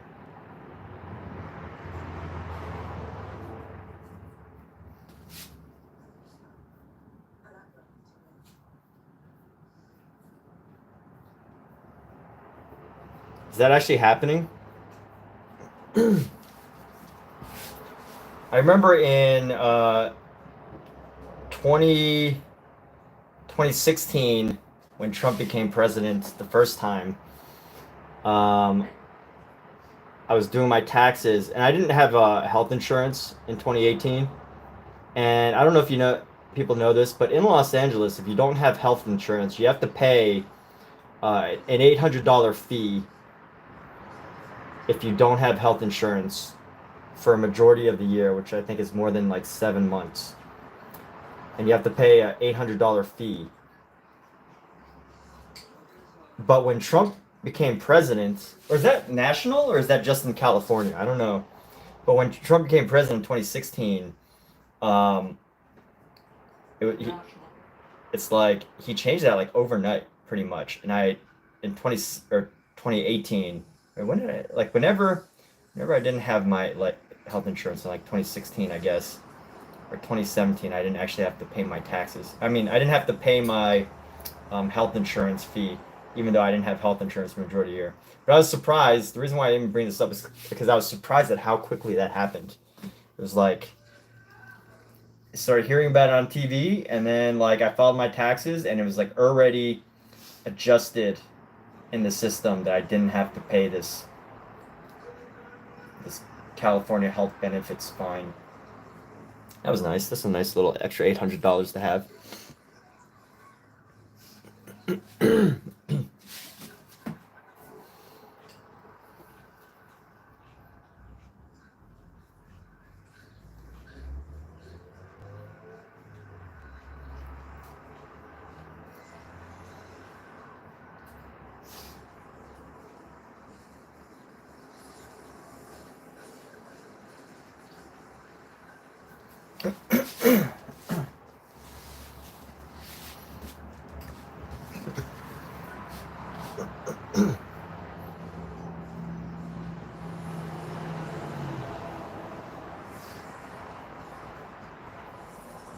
So it would be cool if all my taxes, either this year or next year, within the next 4 years, they were like, hey, you don't have to pay taxes because you made under 200K. But I don't think that'll actually happen. Because you'll be making more than that. Yeah, exactly. Because it'll happen, and then I'll make more than that. that 1 year, just that 1 year, and then the next year, you know, let's say it's in 2028 is when I make over 200,000 and it gets implemented, but then the next year they reverse it in 2029 when he's no longer president. Wouldn't that be irony? Wouldn't that be just amazing irony, huh? The beauty of it all.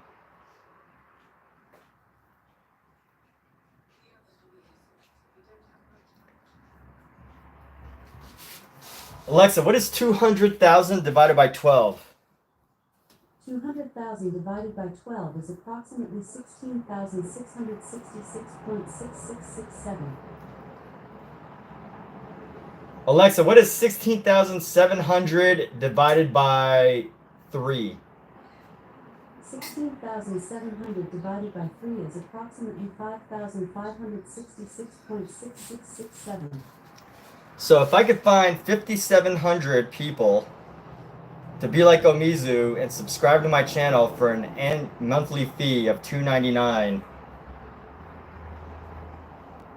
then I can make that. So if any of you wants to be one of the 5,700 subscribers to this channel that helps us support the ongoing portion of this channel, and buy my book. oh yeah, and then my girlfriend Kat, she's got a book coming out. So, huh? $2.99. And it's gonna be $2.99. She's gonna sell 100,000 copies and make 200,000.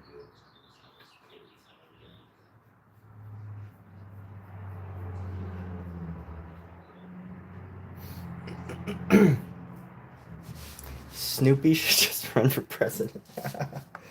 Snoopy.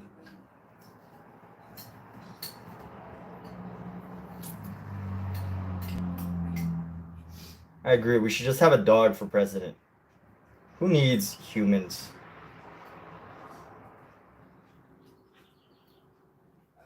America will be the first country who has a dog that becomes president.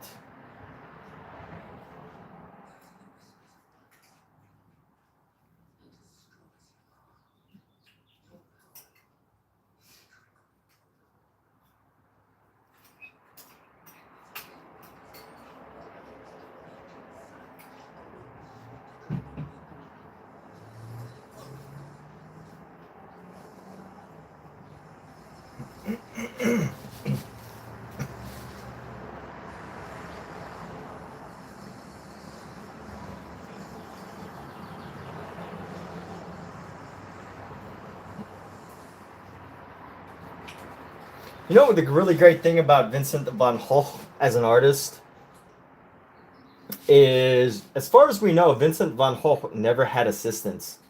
So that pretty much means that every painting that Vincent ever did is 99%, if not 100%, his work, his handiwork.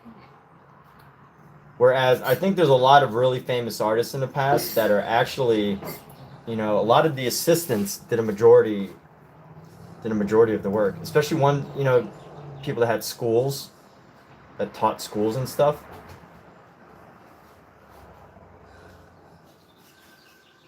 Who had assistants do the work.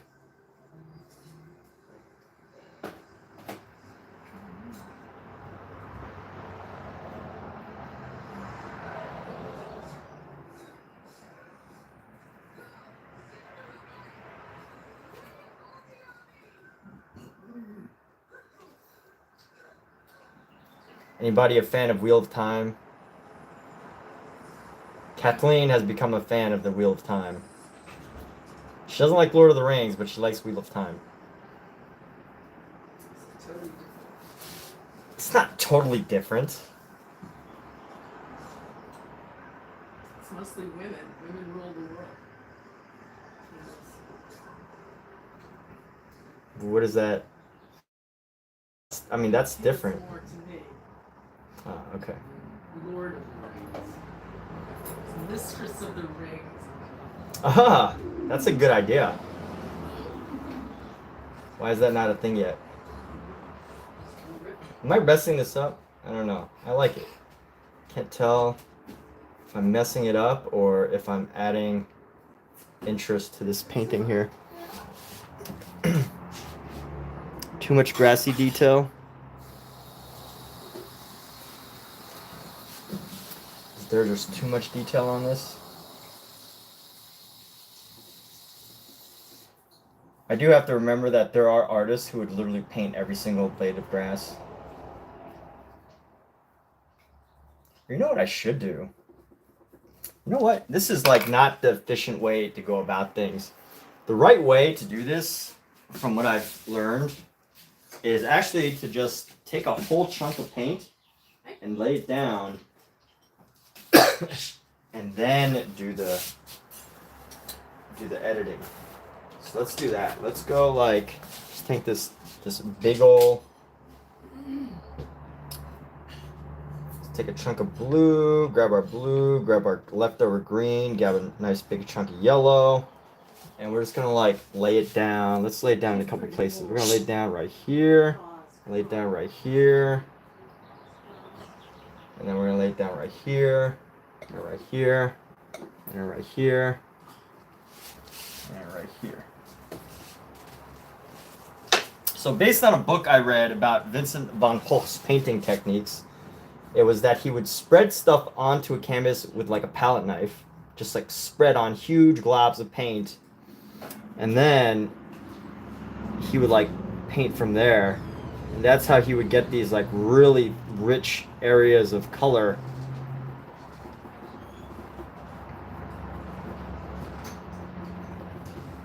That like didn't have all of these little spaces. And honestly, I'm sure it was like an efficiency thing too, you know?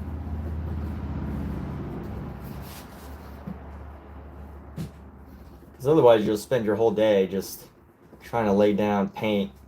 Where's the rock? Oh, it's outside on the table. Because I painted it. What table? The little wood table that we have. Right outside our door.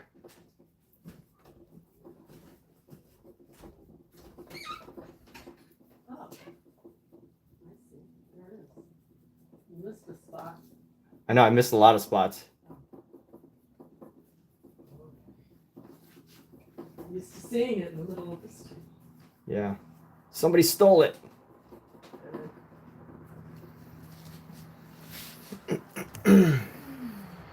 So it's going to look totally different. Therefore, I need to go back down into this area to try and capture the natural greenness of everything. I don't want it to look too different. Maybe, you know, have a couple layers that create a different effect, but I don't want it to be overly noticeable. I guess, you know, as it moves further away, it kind of makes sense for it to be a little bit, it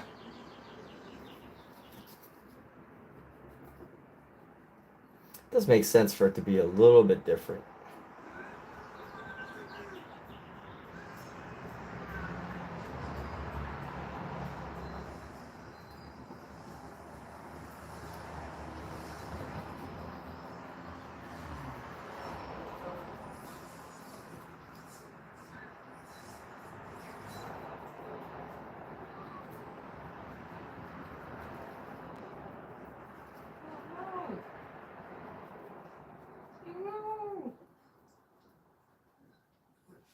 God. Yeah, what happened? You attacked the evil dragon guy. But it backfired. Did he go in without a plan? Mm-hmm. Did they try to stop him?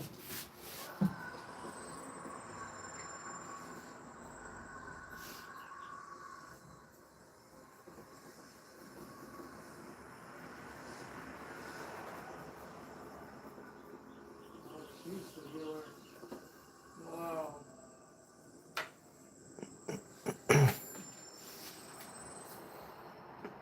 Is there a right way? No. Answer that question, obviously not. There's no, right way. But for the sake of efficiency, and I know painting's not supposed to be about efficiency. It's supposed to be about expression and, capturing light if you're an impressionist, or capturing ultra detail if you're a realist, or whatever. But if we want to learn from the greats, I mean, it is helpful to know how they would have done it, right? So if you prefer to go down to the palette and pick up some paint and then lay down 5 strokes, and then go down to the palette and pick up some paint and then lay down 5 strokes, and then go down to the paint and then lay down, pick up a brush or pick up some paint and then lay down 5 strokes, then that's fine. But I think that you could get much more expressive and beautiful designs if you learn from what I learned from Vincent, which was, according to the books, is he would actually just lay down huge areas of paint, like just glob it on. Like if you look at his paintings, those are pretty much impossible to achieve. Not impossible, what am I saying? Impossible is the worst word to use, but they're very difficult to achieve if you pick up, put down, pick up, put down, unless all you're doing is picking up, huge globs of paint. But if you just take like a palette knife and you just put the paint down, you can achieve what you're trying to do much faster. And if the goal is to make lots and lots and lots of beautiful paintings, then efficiency is important, right? So is there a right way? No. But honestly, even the way I'm doing it doesn't really look right, because as you can see, like right here, I do have all these little spaces. And these little spaces, although they're not a big deal, they're not that big of a deal, you can't really notice. I do think that they pull away from the overall cohesiveness.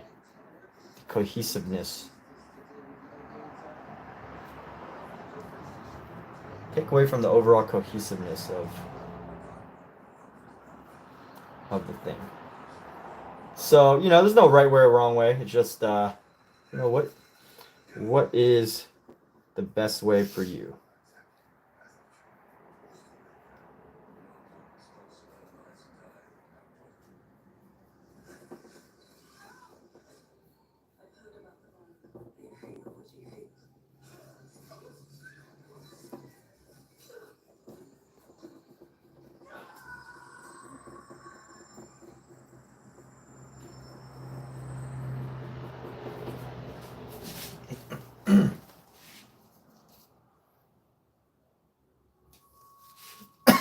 Yes, wet and wet.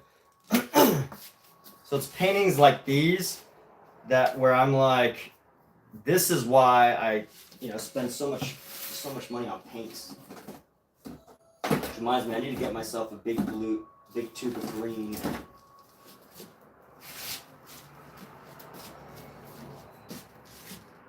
But when I was doing small paintings, I much smaller paintings, I would look at my big collection. But when I do smaller paintings, I look at my big collection of paint, I'm like, whoa, I have so much paint, I'll never get through this. But then I do paintings like this, and I then I realize, it's really important to have lots and lots of paint. There's no way you can, do really thick paint work on large paintings like this without, using up at least 1 or 2 tubes of paint. Even if most of it is just filler, a lot of this is really just filler. I'm just filling the space. I'm not even really It does help to tie it together though. The expression, the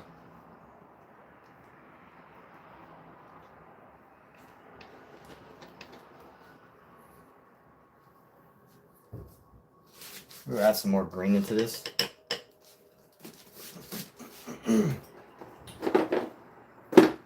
Or maybe yellow is a better color here. Let's grab yellow. We're going to use our Lucas Lemon Yellow.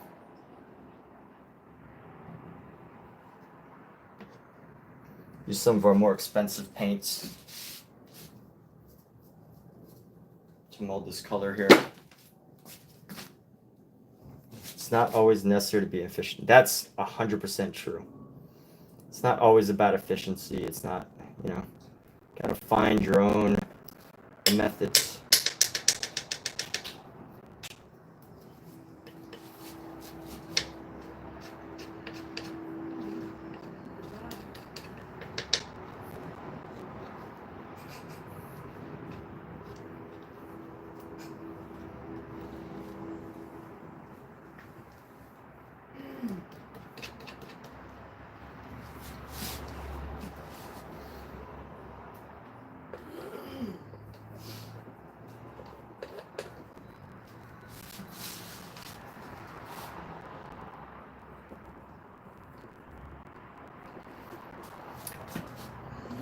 So I'm pasting on some of this like blue really heavily into certain areas.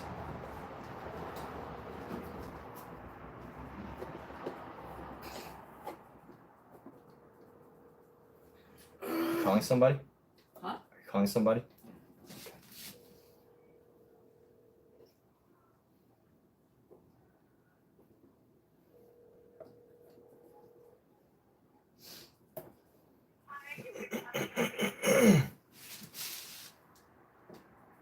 Oh.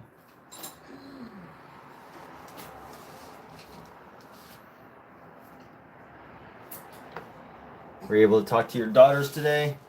Bonnie called me. I was in the shower. And then I was not really gonna go. Oh. She said she was putting siding. Oh, did she buy it? Apparently she bought something as a temporary measure. And I did speak to Melissa, but she called me as I was getting to Helen's house, and there's really bad sofa reception. So I literally just laid these spots of paint straight on. Actually, I kind of like it. I like these little splotches of paint.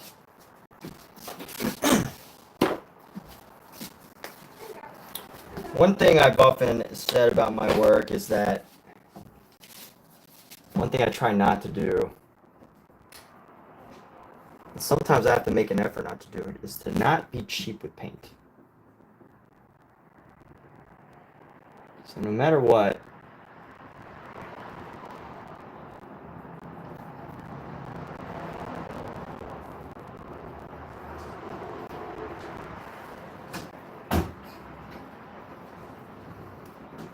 one thing I could say about my paintings is that they are never devoid of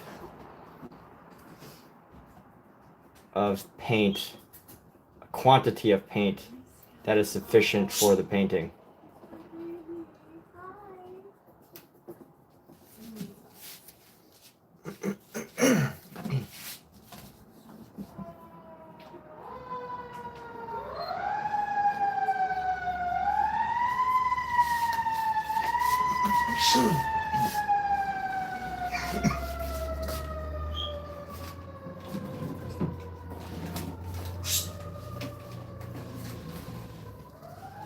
We're gonna lay down some cad yellows.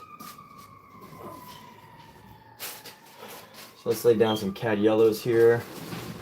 I'll lay down a nice 1980 Gamblin cad yellow right there. Cad yellow right here. This would be a fun way to paint pointillism, but except instead of well, not fun for me, but fun for the artist that is like, oh, let me come up with a fun idea of how to do something. But entire pointillist painting done with the tube, and you just like squirt little dots onto the surface. I might actually, no, I'm not gonna leave it like this. I was gonna say I might actually leave it like this, but it's not me. I do like how these like little these little like spaces of paint kind of like pop out. But I'll save that for another artist.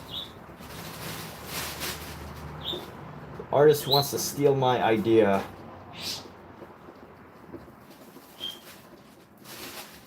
Paint with tubes.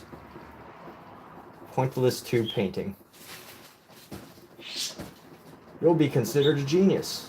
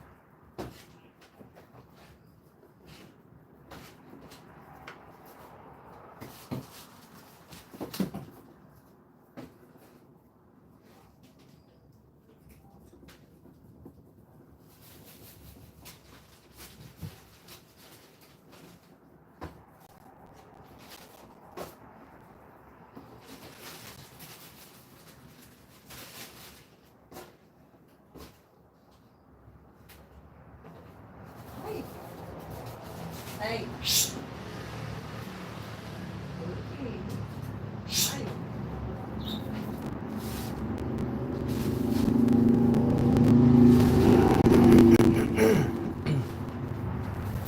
Why does the dog look like Santa's little helper?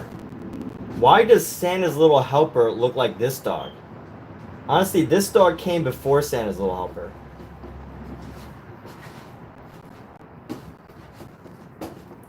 This dog was in this painting in 1575. Santa's little helper wasn't invented until Coca-Cola. And Coca-Cola wasn't invented until like 1800. Alexa, when was Coca-Cola invented? John Pemberton, an Atlanta, Georgia-based pharmacist, created Coca-Cola in 1886. It was originally sold at a pharmacy in Atlanta.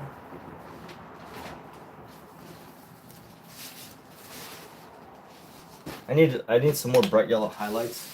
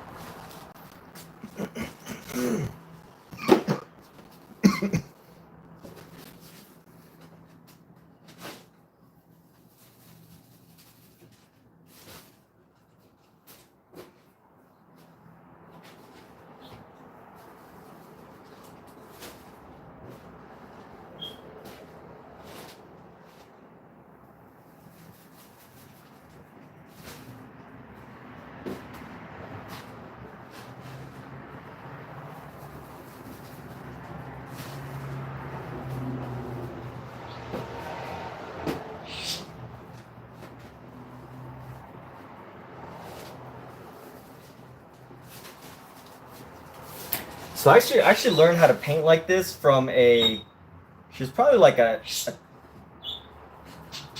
was probably like 12 or 13 years old. So I was in a park doing an outdoor painting, and this guy comes up to me. He was I'm pretty sure he's Eastern European, and his daughter was there, who spoke English, and his niece, who I guess did not speak English. So this guy and his daughter says to me,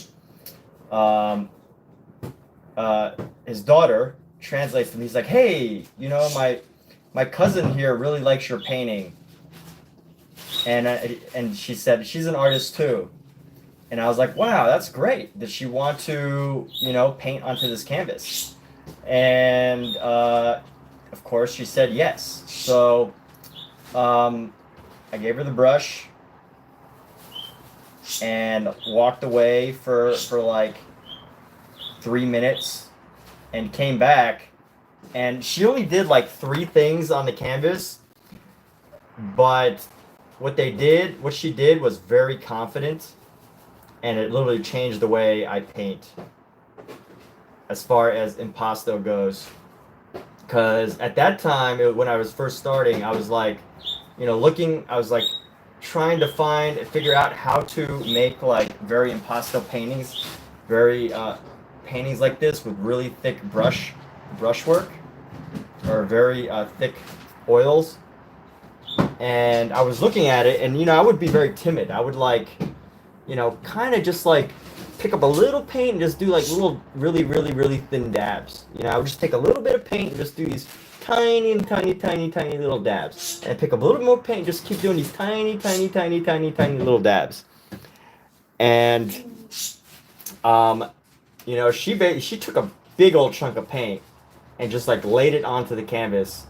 And the funny thing is, I think she knew what I was trying to go for. And she basically was like, this is how you really do it. And by the way, the girl with her dad, she spoke English, but the girl who did the painting did not.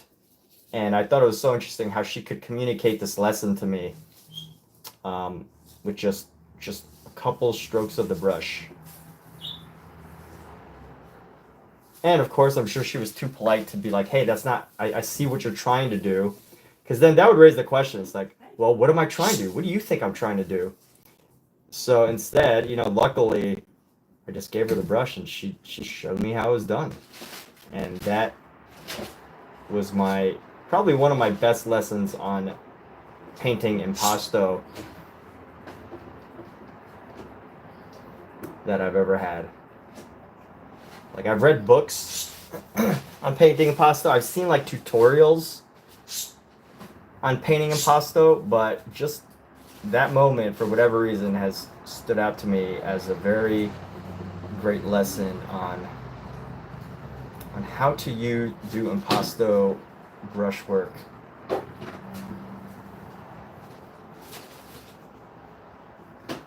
And you know, that's also when I learned, like, hey, sometimes it's good to get other people's opinions, you know? Sometimes it's good to, like, if Omizu says something, even if I don't think it necessarily fits or whatever, or like if Michael Wilbur suggests something, or even a random YouTuber is like, dude, can you put a Deadpool in your painting?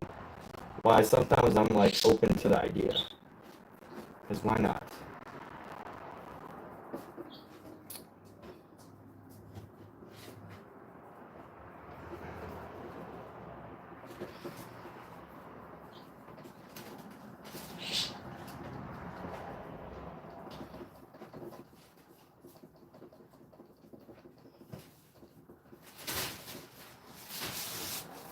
All right, let's work on this side a little bit.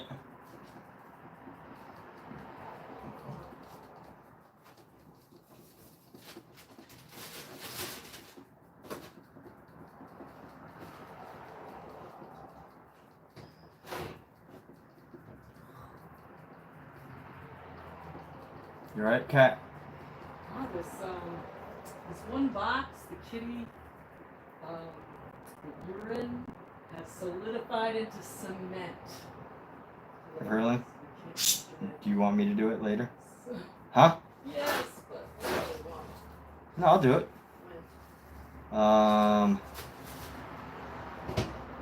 In an hour or less. Just remind me if I don't do it.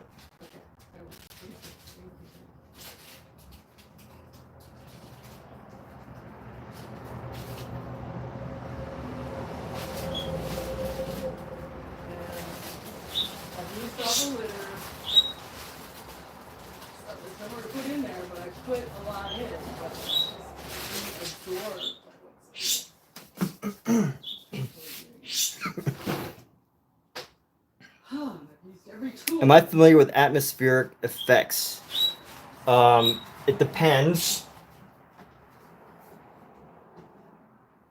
Like, I know what an atmospheric effect is, you know, just by putting those two words together, like, and I'm guessing, you know, like if the sky has like white in the background, you know, clouds and fog, to use like white clouds and fog.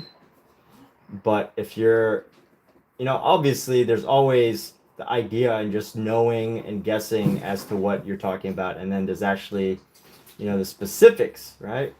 Like the other day with subtractive painting, I didn't figure it out until you told me, but you know, I get the idea. I know subtractive painting, but I can put the idea together. Still, I think the execution of it needed more clarification.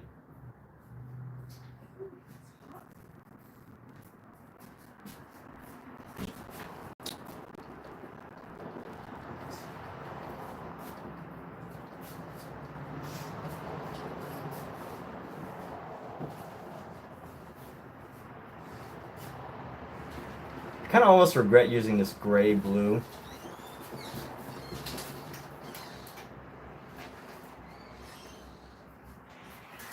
Kind of like cloudy, you know?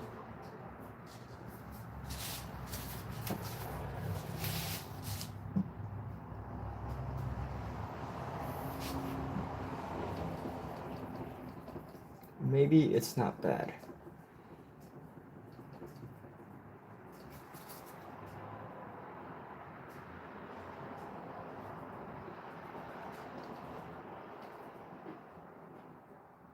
Color's gotten a little muddy up here, but that's okay. We're gonna keep this section.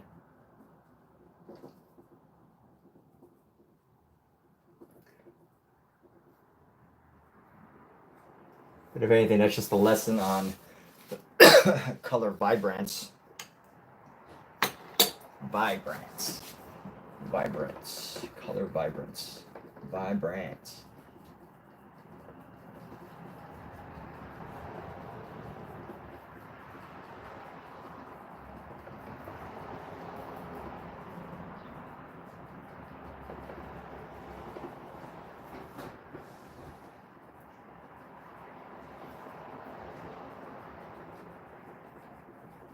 Question is this a beautiful painting? Does it move you? Does the idea move someone in some fashion?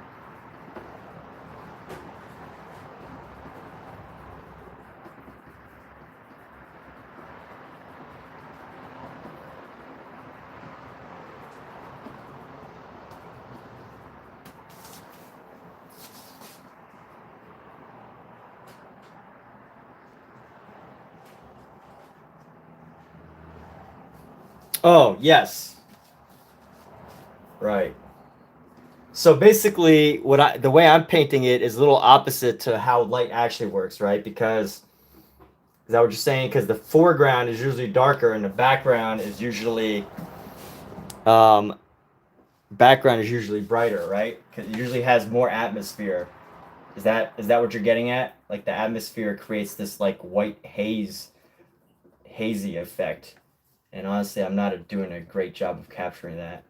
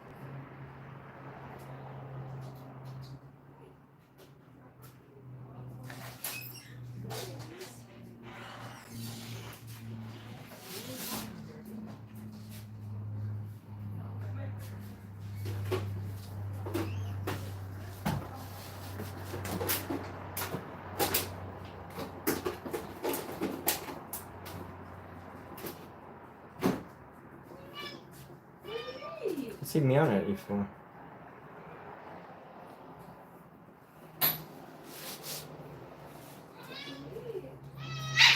Sorry. What'd you do?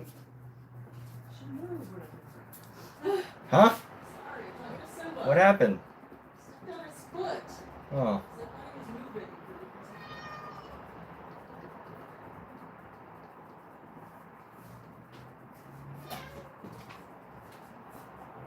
Here, come over here. Come on.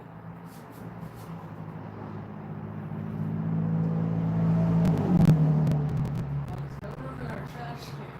Big bag of trash. Is it ours? Yes. So we're recycling.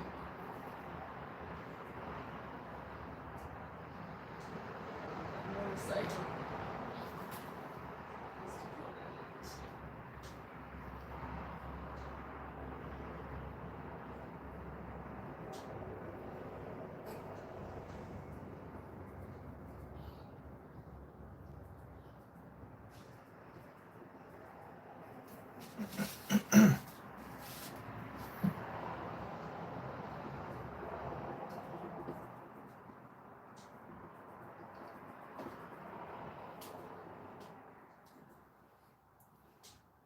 Oh.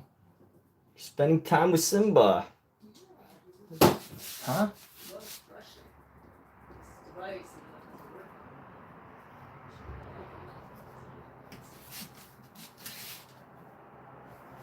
I wonder if I can use some of this to. Yeah, 'cause it's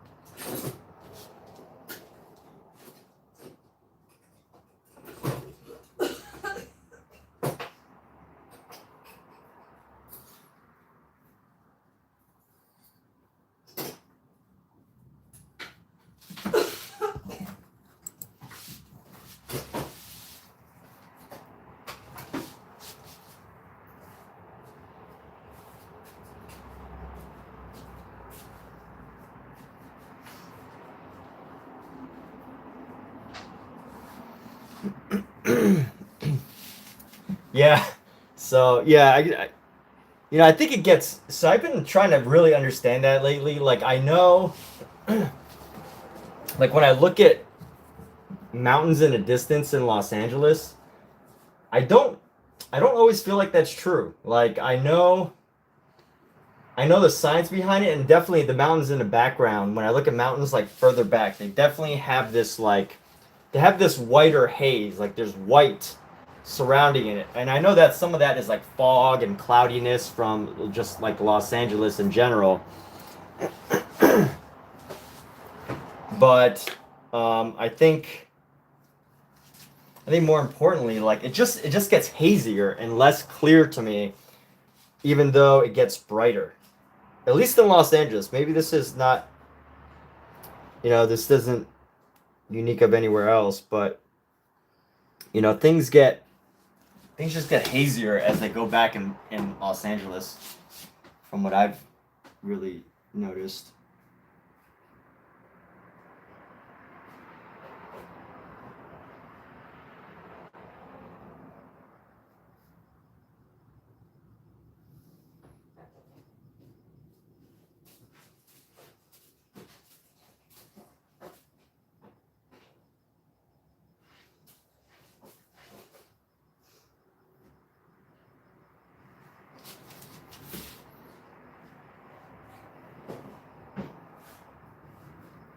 But thanks, Omizu. I do appreciate you popping in and sharing some of your knowledge and your wisdom regarding art and life.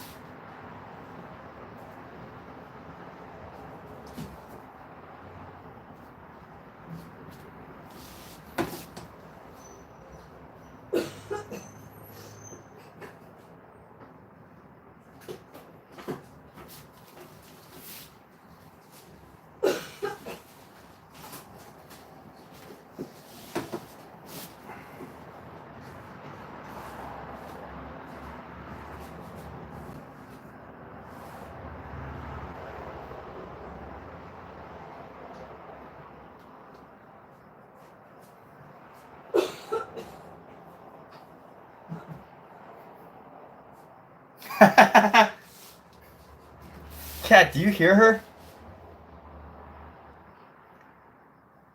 Guys, every time, so I have a cat, and every time she like does something, she makes a grunting noise. Like she jumps off the counter, she'll make a grunting noise. Oh. If she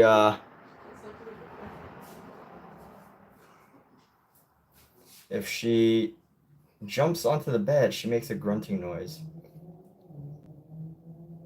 She likes to make herself known, you know, like if she comes onto the couch next to you, she's gonna make a grunting noise. I just find it the most hilarious thing every time she grunts.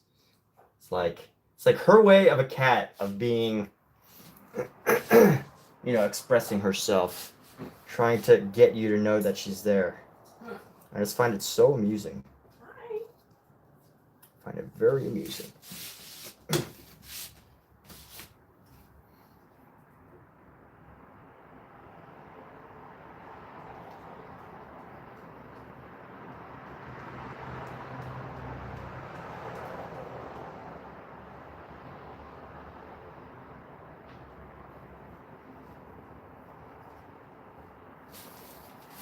Who else has an animal that does just something incredibly cute?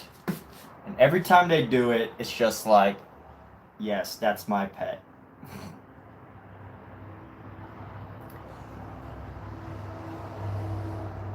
Mine is my cat grunting every time she jumps or leaps onto something. She just makes a little grunting noise. Let's talk about pets. Pets are awesome. What would the world be like without pets? I don't know. It'd be a very sad, sad place. That's a good movie idea. Right, Kat? What is? A society where pets are not allowed. Oh, that's It's a dystopia. And, you know, people are like trafficking cat animals. sad. What, all animals are either food or for work purposes? Yeah, How sad. I know. That would be horrible. That would be terrible.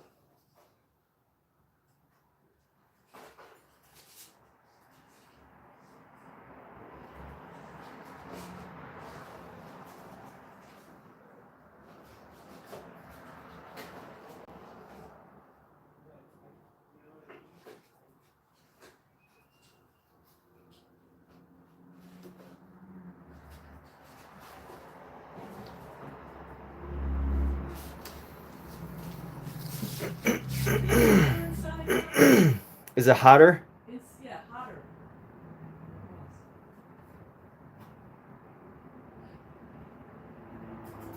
Feels hotter. Yeah, I mean, it's been hotter lately. I mean, since a couple of hours ago. Oh, I just mean in general lately. It's been hotter. But not necessarily a couple hours ago. You know what's funny is these figures don't look that great up close, but I think from a distance they actually hit the mark.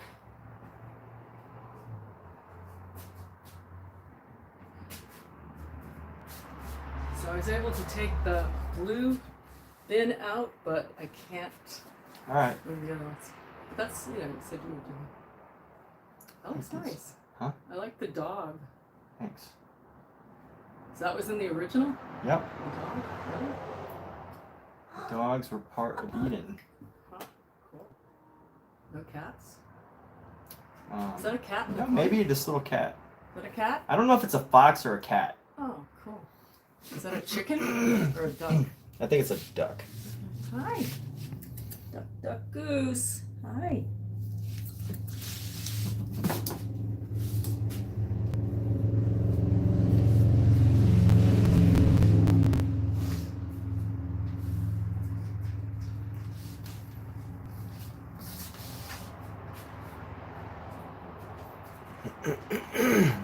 Your cat Zelda purrs unusually loud. It's the best, isn't it? The greatest thing. Cat Pookie, show them how loud you can purr. I'm about to pick you up. You ready? Pookie, you ready to get picked up? Come here. Come here, little Pookie. Yes. Hello, my girl. Get your claws out of my freaking shirt. Yes.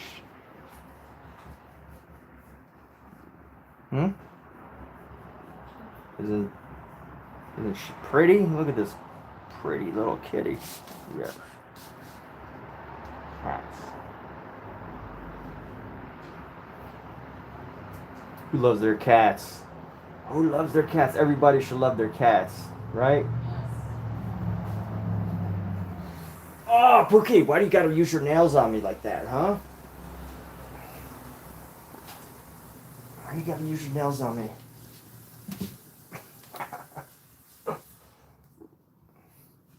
Why you gotta use your nails like that, huh? I wanna hold you for like an hour. Can I do that? And Cookie?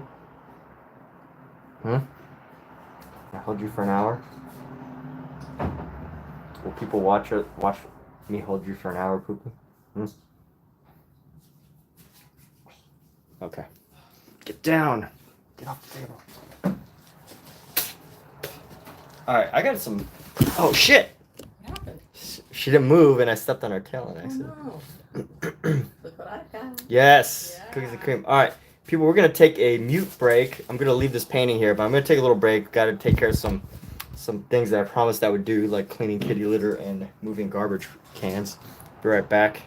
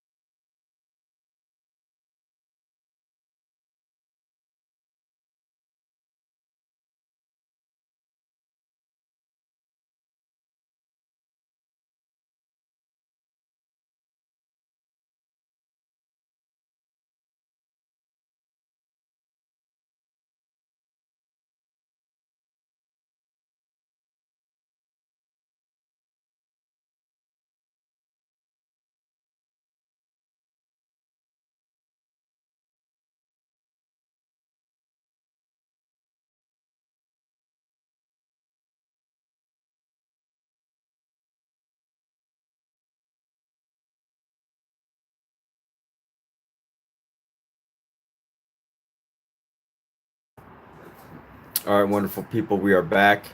You're plugging things into a wall, and all of a sudden there's light.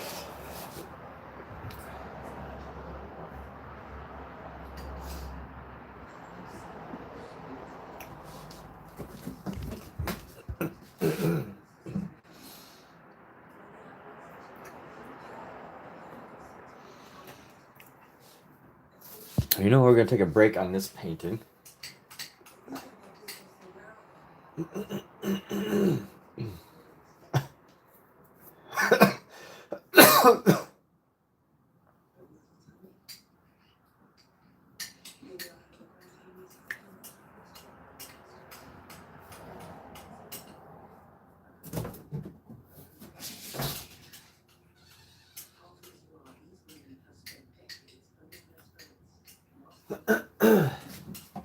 I'm just wondering if the paint is too thick in this area compared to some areas in the front.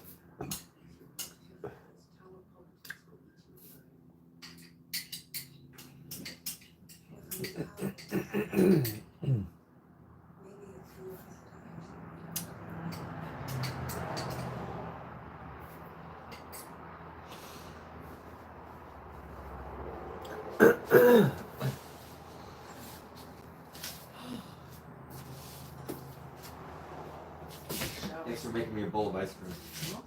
A shower soon? Alexa, what time is it?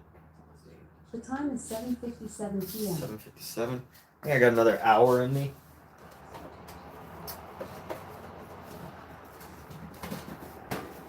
Hour of painting.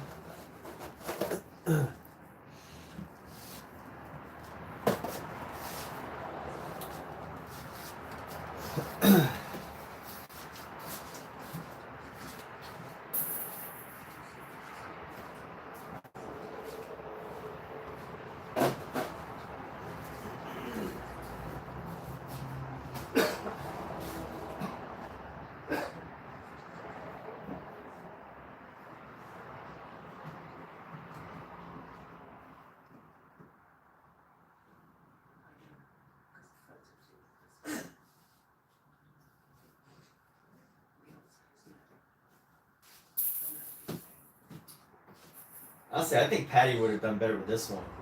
Why? Because it's more like, more of like a chill painting. You know, it's like a... I mean, I'm fine either way. That's why I gave you options. But like personality-wise, you know, I don't think Patty is focused on the size of the painting as much as it would be like just the idea that it's like a quaint little design, you know?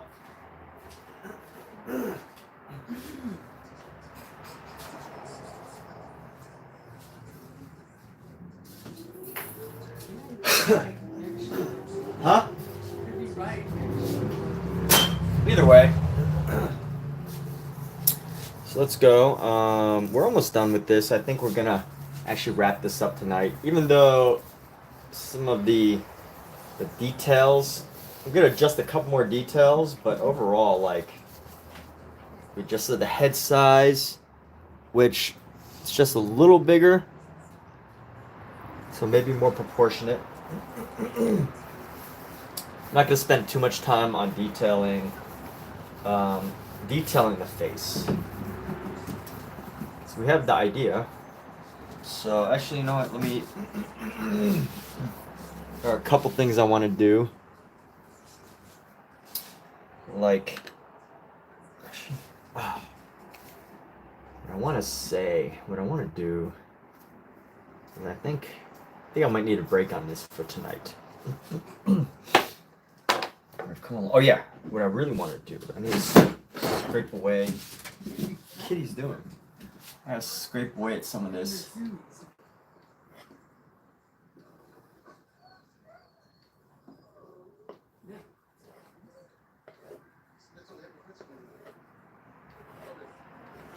There's a lot of paint on here, so I'm gonna scrape away some of it. Putting some paint over here. There's a lot of paint. Look at all that paint. Alright, so we're gonna lay this down. We're gonna carve away at it. Oh. Carve away at this paint. Let's take this brush and into these sections where we got this design, we're just going to carve away and give it this expression of the brush. I feel like that was the main thing that really was going to pull my attention away. It's just how much paint. There was like too much paint. But, you know, too much paint isn't a bad thing unless, you know, you're trying to keep the other areas fairly even with paint. And if you want to keep like a consistent look, you know, one area with like too much paint is going to give you a different look.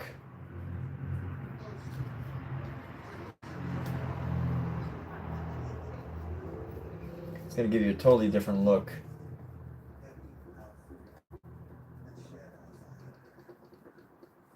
So that's why I felt it was necessary to carve away some of that space. You know what? Let me grab some yellow. Let me grab our CAD yellow here. You like the flatness? Thank you, thank you. Appreciate it.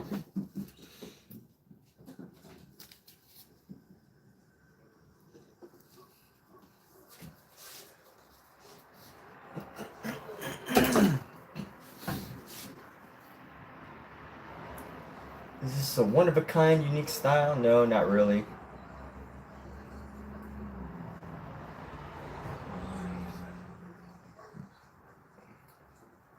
Do I feel like this has my take on it?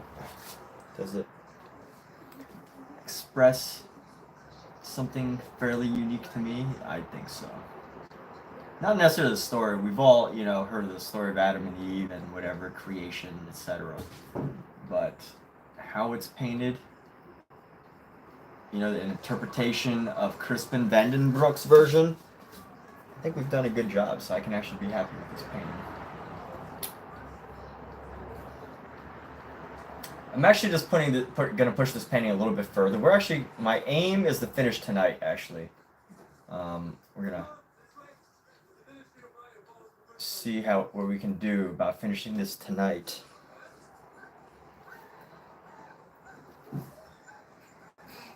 I think it's possible.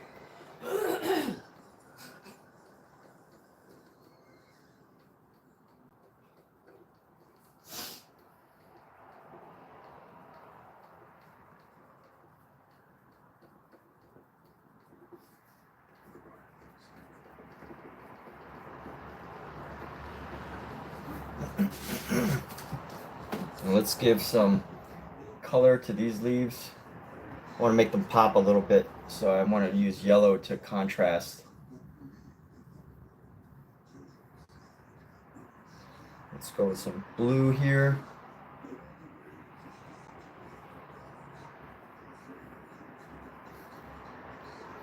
Let's add some blues into some of the leaves here.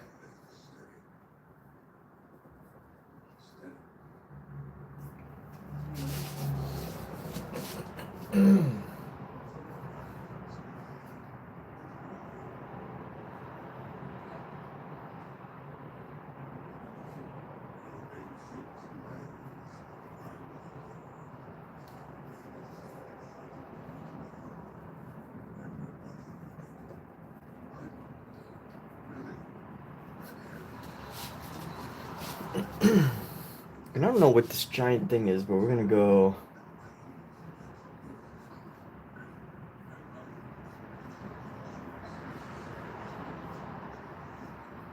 Need to add in some of this detail.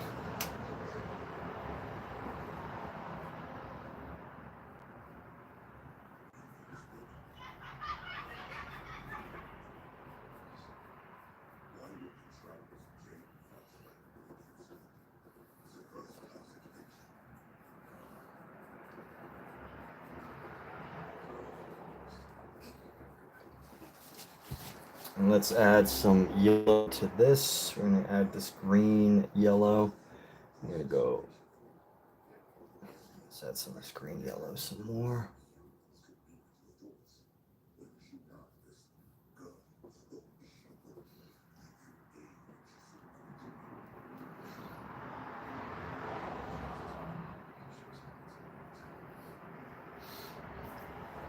Someone actually know what the heck that is. All right, now let's take some yellow. We're gonna take some deep yellow, and we're gonna go create our vine, recreate our vine.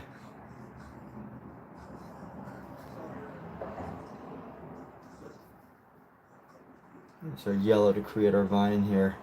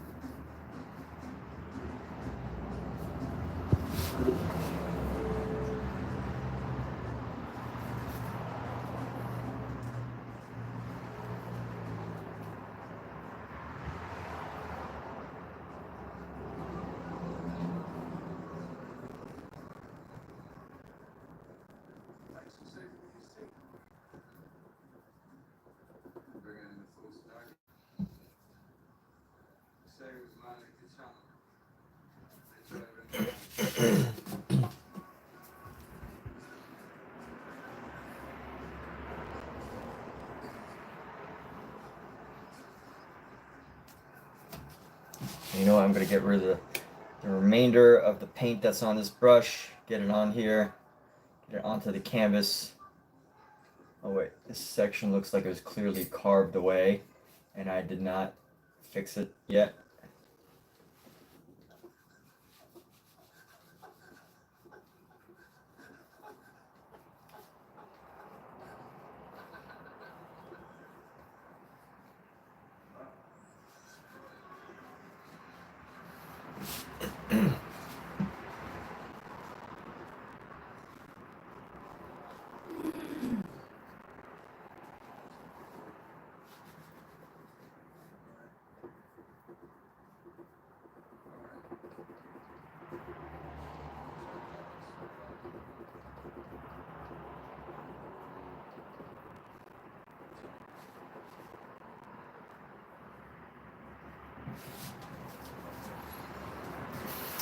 Oh, you know what? We do need some more yellows into here. So we're gonna go like this, that, some more yellows. I use yellow for green a lot of times.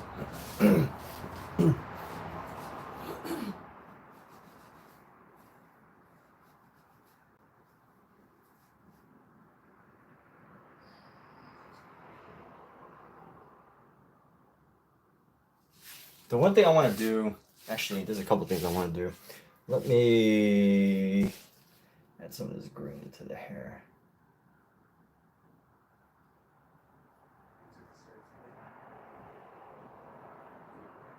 I like the idea that she's got like this really colorful hair that, like, you know, kind of has like this color to it, but it's also like this expression of like how she just is like part of the earth in a way, you know, like she was born.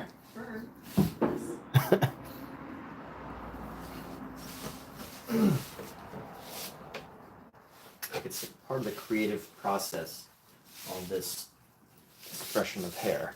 So let me try to find some way to paint these people in the background here. I'm not going to paint their face details. I'm just going to keep it pretty loose here. Start with this character.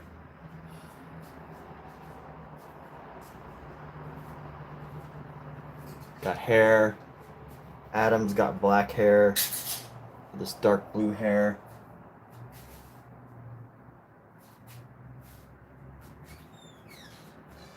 And he's naked. Let me give some shadow along the front of the body here. Some more shadow.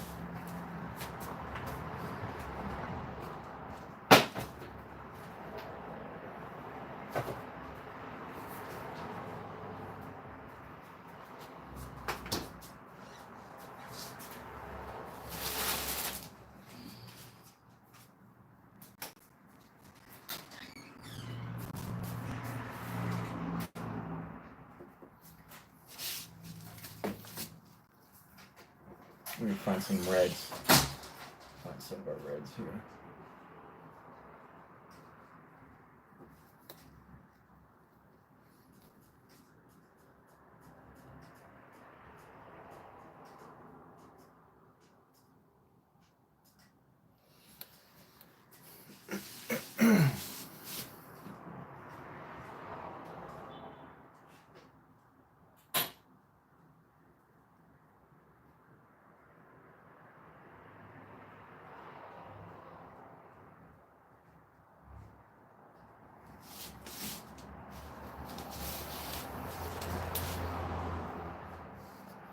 We're gonna help her find her flowy hair in this.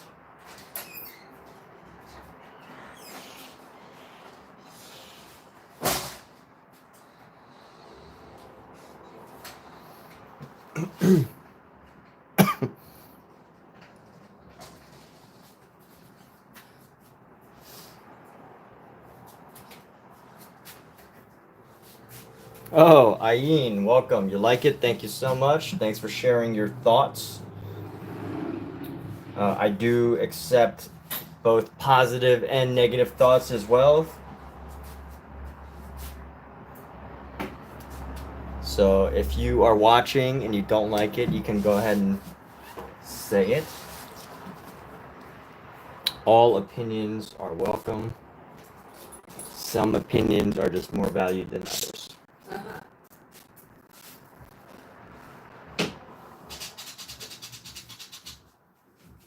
Oh, there's a laugh. There's a laugh from Kat.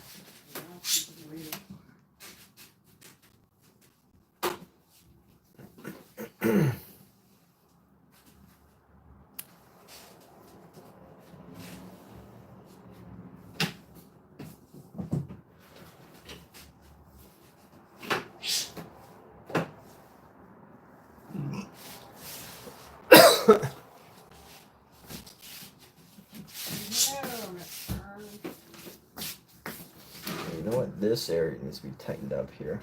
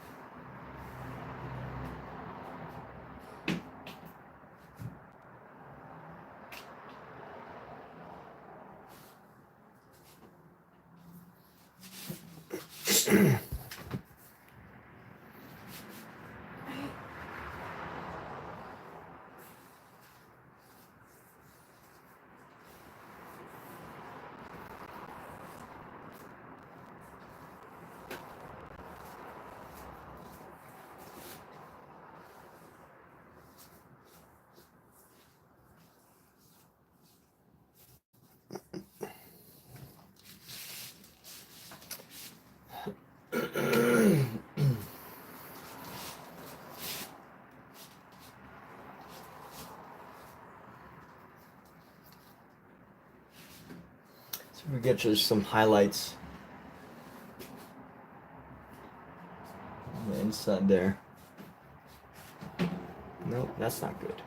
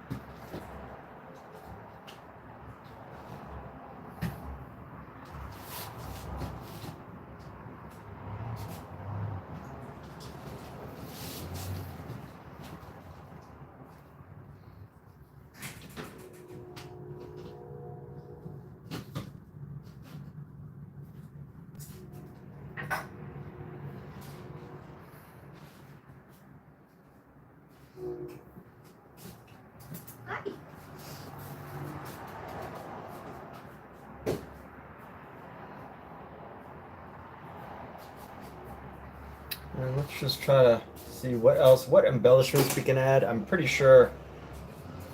comfortable being done with this pretty much, but just want to see what little embellishments we can add just to make it pop a little more.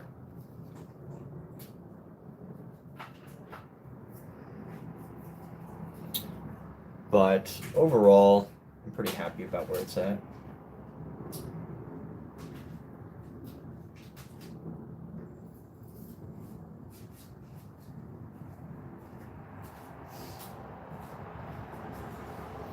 I want to reduce the dark outline of the shadow here.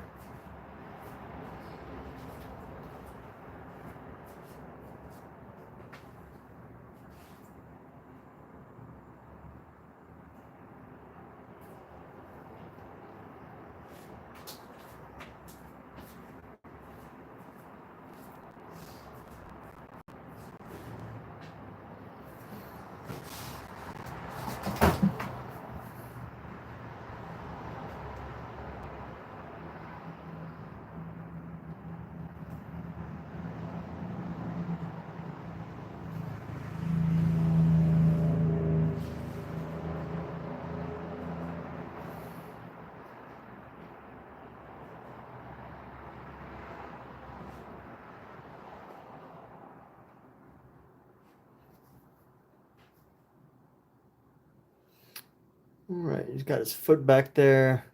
His little dog is cute.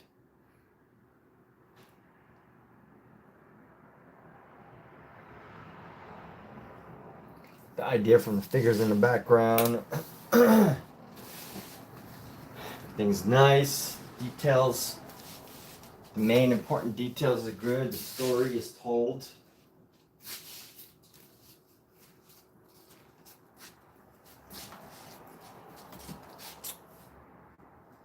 Let's take a look at this painting as a whole.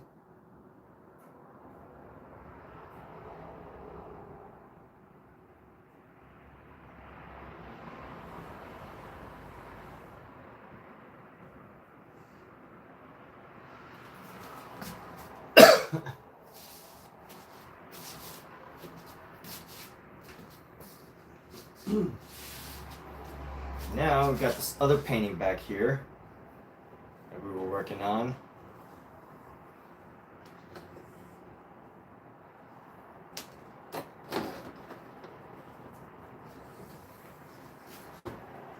And let's see, we're gonna put this up.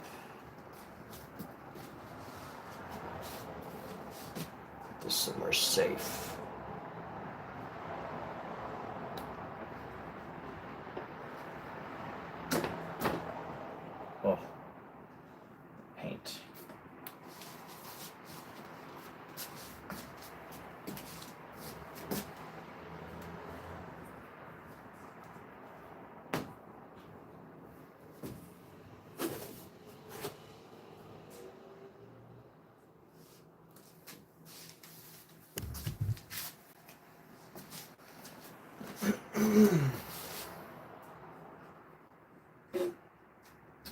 Alright, now let's go back to this scene.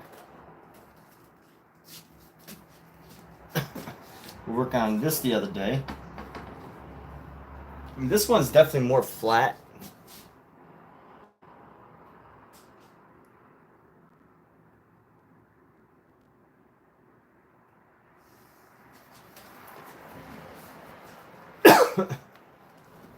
But we can definitely, you know, continue to explore our expression.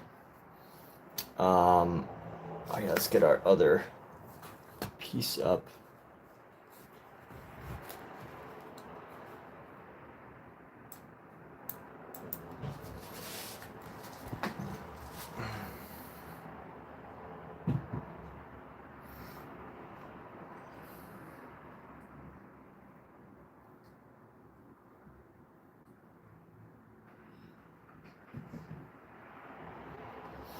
Need this to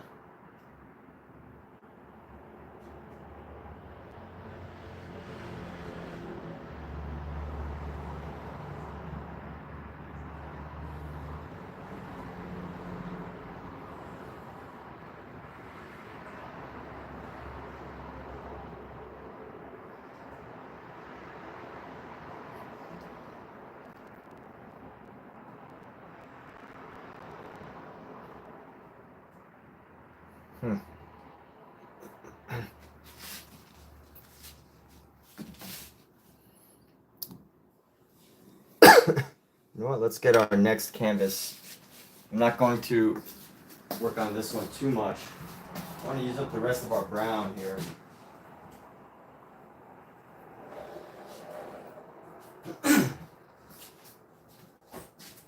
We're actually going to do the next drawing in the series, so let's look for that. Let's find that here.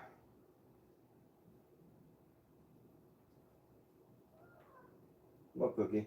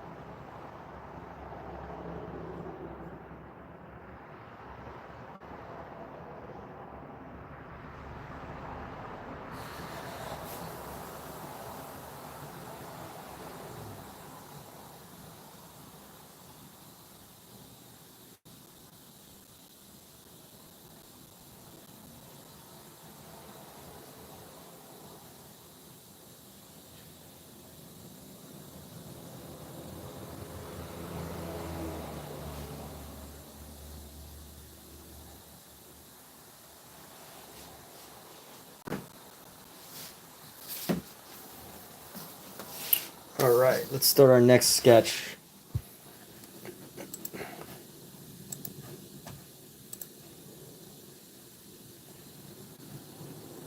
Probably be working for like another half hour.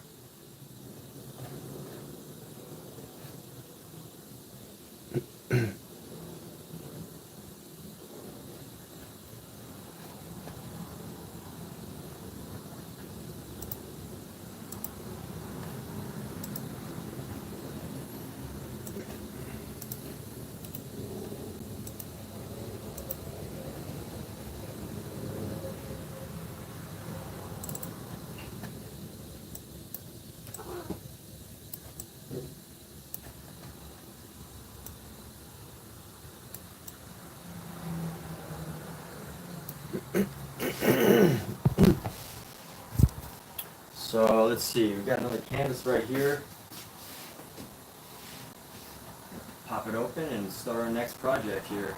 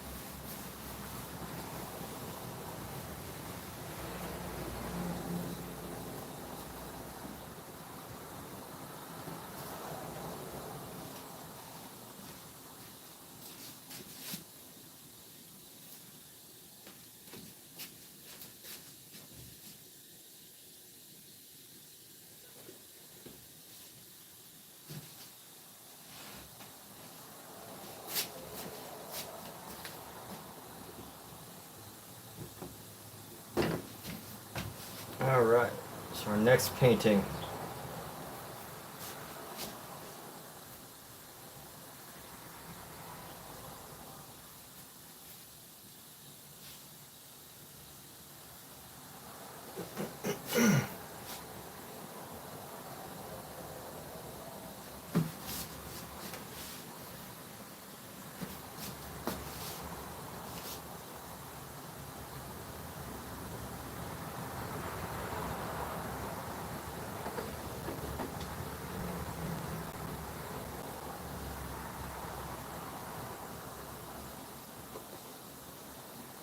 All right, we're gonna take a nice big brush here.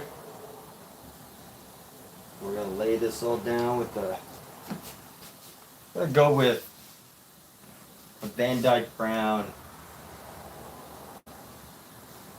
Actually, you know what? Let's take this blue that we already have.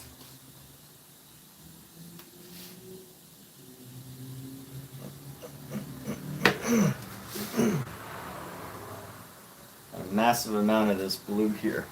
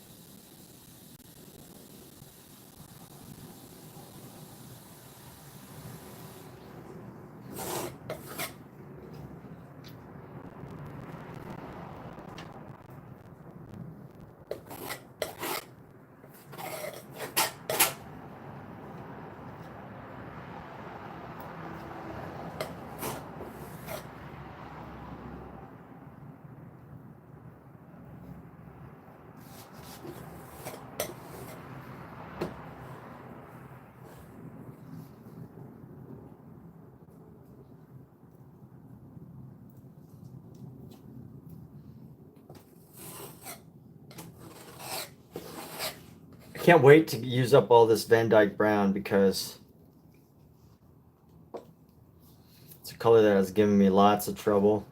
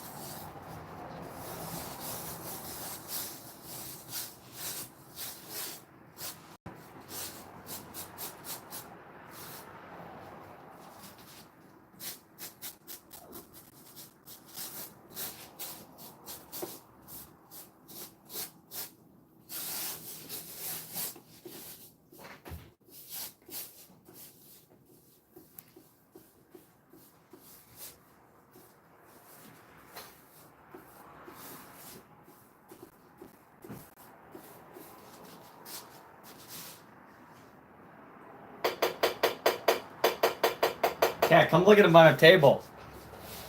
If you can, before you miss with the cuteness.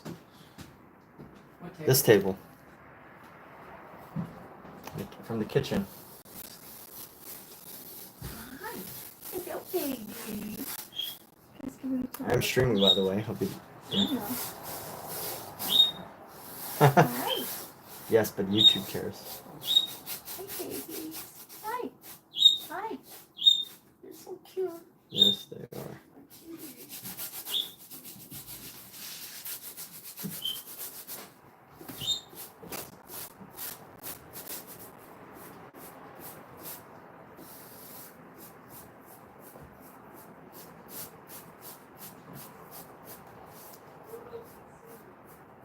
What?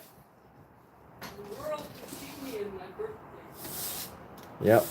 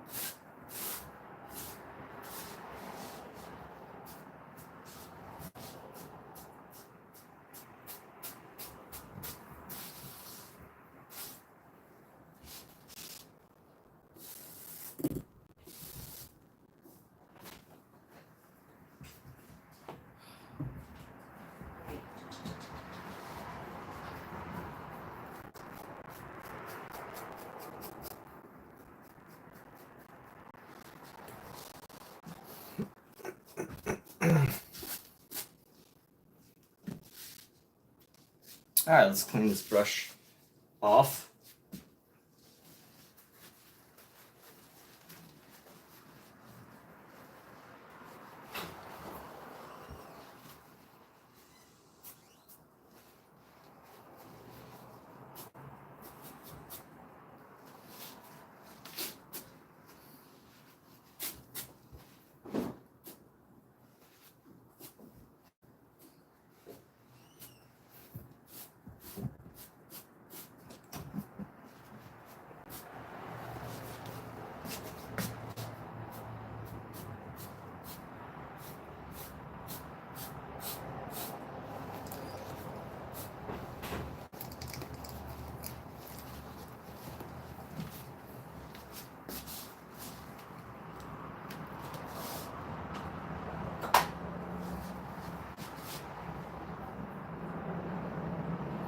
I have no clue what I would do if I didn't have mineral spirits to paint with, because it helps me spread paint so much.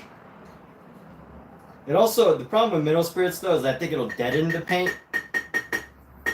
So like, you know, the initial, you're gonna have to definitely paint multiple layers if you're painting with mineral spirits to really just like thick paint.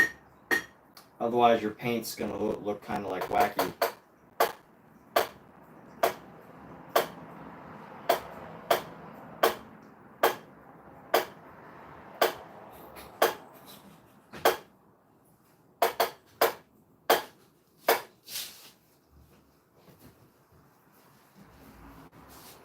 And by wacky, I mean the colors just won't be... Scout! Okay, where are you going? Thought my cat was going to run up on my painting. Which, you know, if this wasn't oil paint, I would say it's okay, but this mineral... So I have so much mineral spirits on this painting that it's not conducive to cats being around it. But we're going to work on this painting just a little bit, get our initial sketch done. And then we're going to call it a night. We're actually going to be done after this piece. After starting this piece. The goal is to get started. I learned this trick from a well-known artist named Ernest Hemingway. Yes, I learned it directly from him, from the book that he wrote. And he said something like how to avoid, his tips on avoiding writer's block is to never end your night with a finished idea or chapter. And I've always thought that was pretty interesting, pretty helpful. Like, and based on the example, you know, pretty much if you're gonna end your night,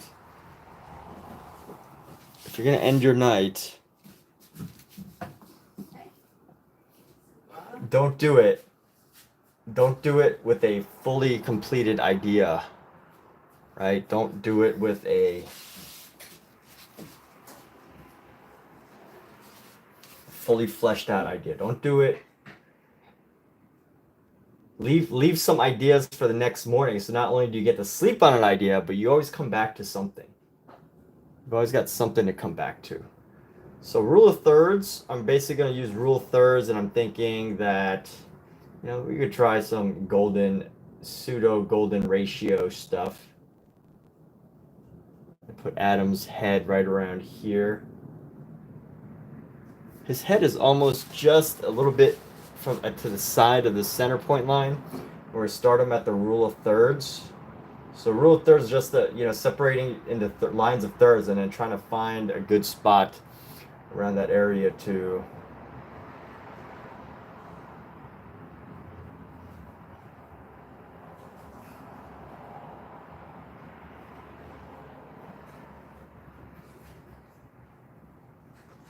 so if I'm going to go with the head like this,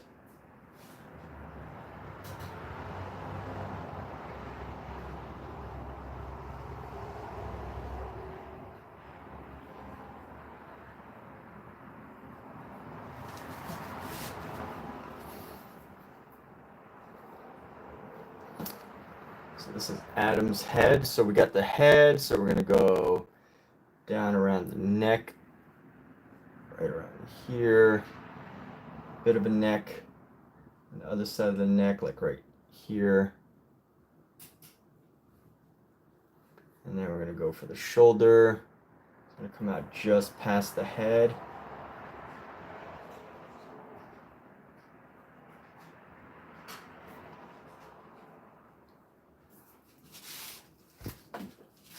As long as this is about double the head length, that should be okay.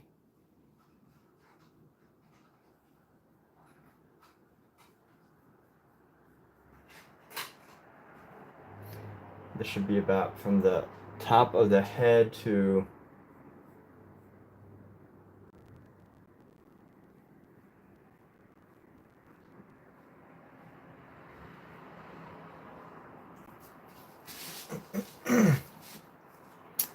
top of the head to the chest area.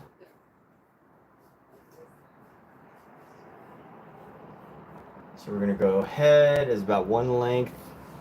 So it ends up being about that length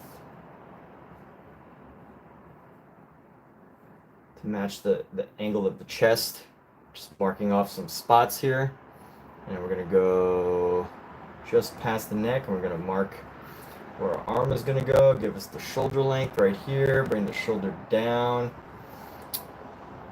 And then just past the pectoral area, we're going to come up with it.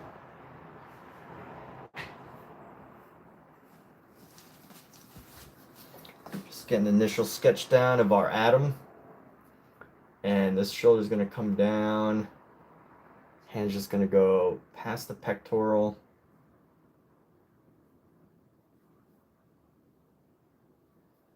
And this body is going to come down, and then navel is going to be about this another head length. So we're going to go navel. Going to start right by the face, right here.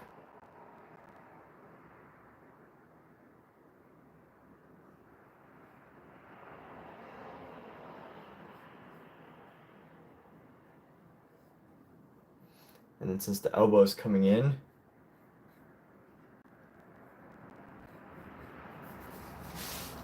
doing some basic sketching right now, planning out our next section. Basic sketching, pretty standard stuff. Standard stuff. And then,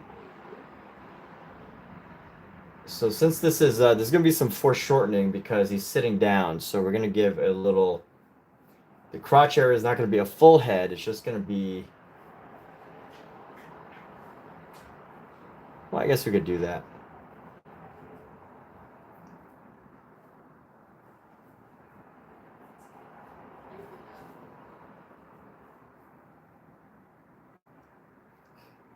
So this whole thing is actually going to be about just one head here, but this is foreshortened, so that's okay. So area to that is about one head.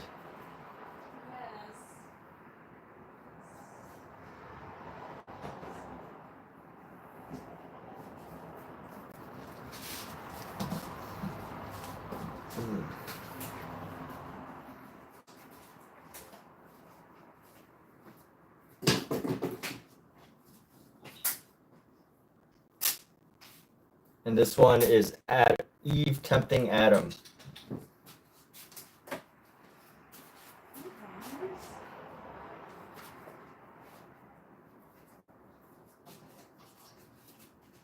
So this front toe is going to be definitely just past the shoulder a little bit. So we're going to have this front toe like this ankle like that.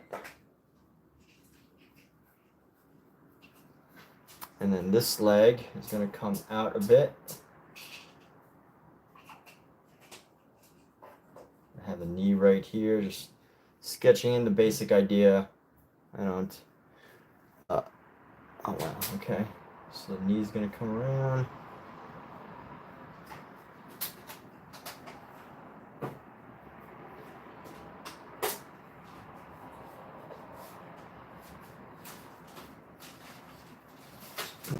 I guess no one can really see anything, huh? Can't really see anything.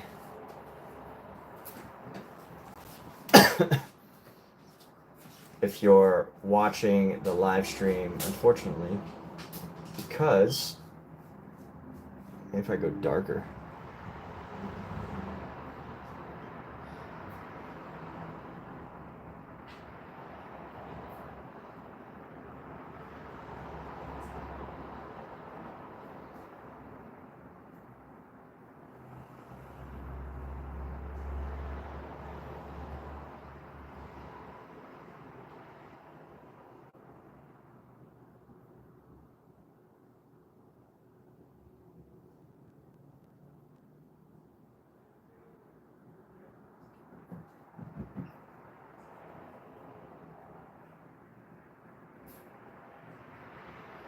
He loved this hand gesture. This hand gesture has given me so much trouble.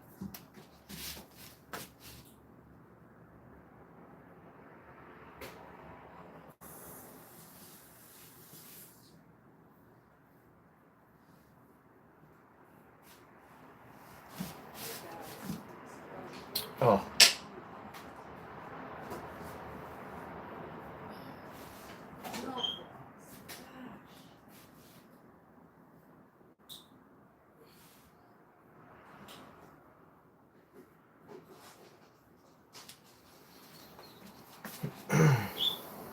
Let's figure out this other hand right here. There's another hand that comes down. I guess this is a shoulder. So this is a shoulder. We come down past the hand. And we're gonna go like this.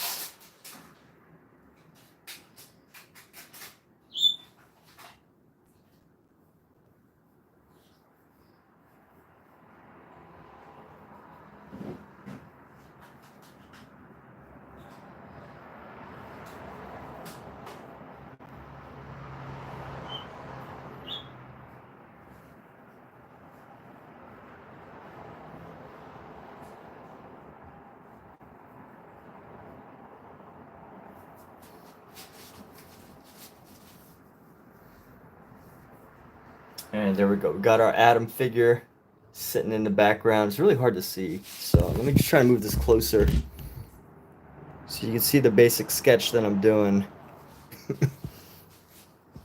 And then now let's go. So we got our figure here.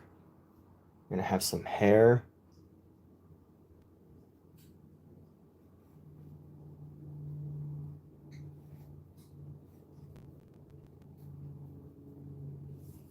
And then from the top of the hand, we're going to go up and around.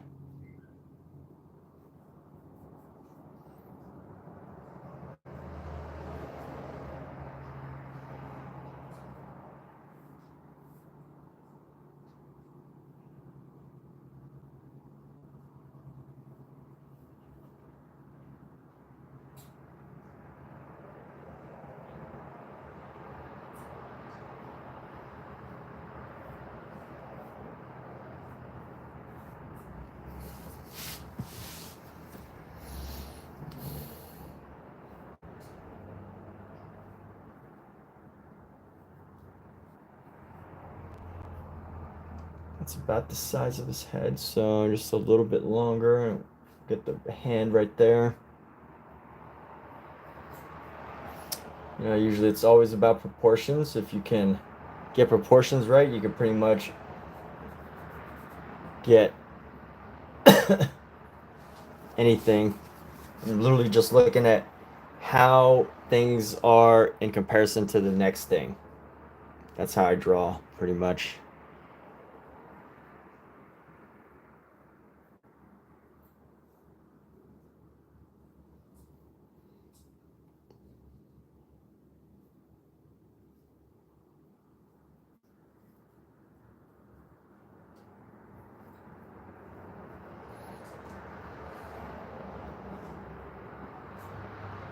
So head to chest. So let me see. Let me figure out her head here. Her head is going to be like this. Her head should be just a little bit smaller than Adam's. So we're going to go like this.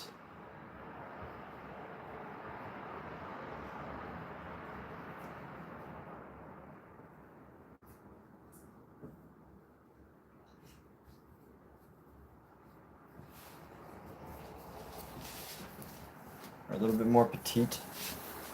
A little more of a petite head. And of course we got the hair, so her head's gonna go back like this. And I think once we start to see,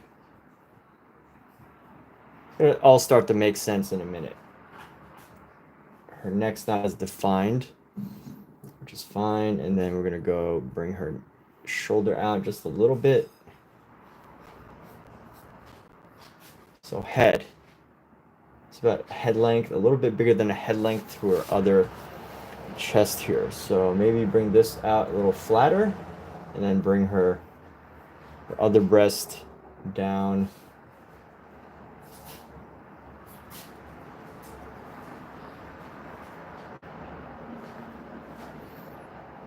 And there's a lot of space.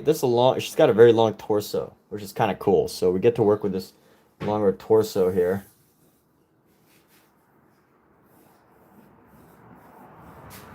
And the belly button, let's aim the belly button to be like right here. She's got a little curve in her torso. She almost points at her belly button. So we're gonna stick this right here. We need a little darker dot for this belly button, just so we know where it's at. We gotta make her skinnier, so I don't want to give her too much mass. So let's see, we're gonna go right here and then right here.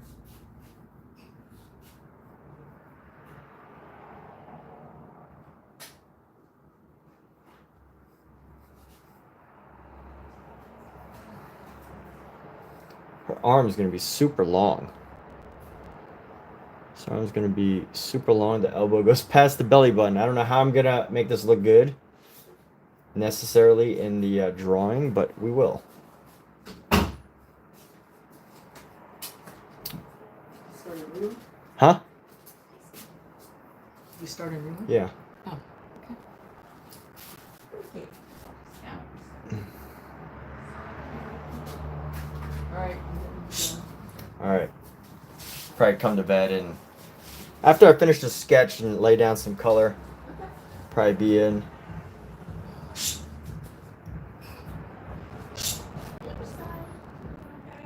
And let's go like this. Oh my gosh. That was so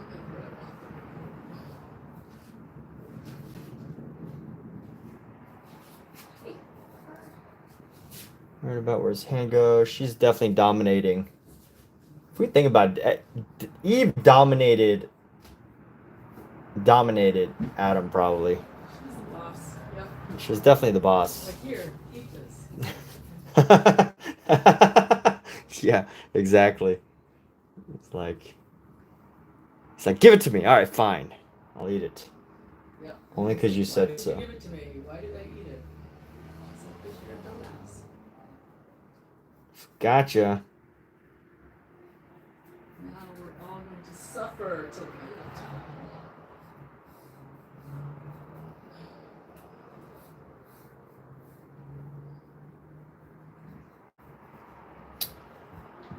got some super long legs in this. Let's see. The length of her legs in this. Top of the head to crotch. Crotch to bottom of the foot. Top of her head to her crotch. I haven't made her crotch area yet. Right up here.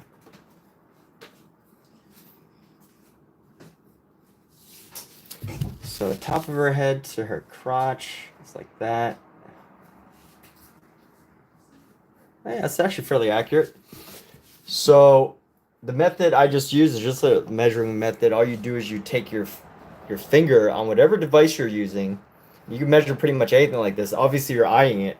But what you got to do is the secret is to lock your elbows. You stick your arm out and you lock your elbows so that, you know, the amount of distance, like the amount of distance from like locking your elbow, my elbow's not locked, but you know, just moving your elbow just a little bit can add such a drastic change in the distance on a painting, at least, that it's really important to lock your elbow. That's like the main factor to that trick. If you lock your elbow, you could pretty much, you know, figure out how to measure things. But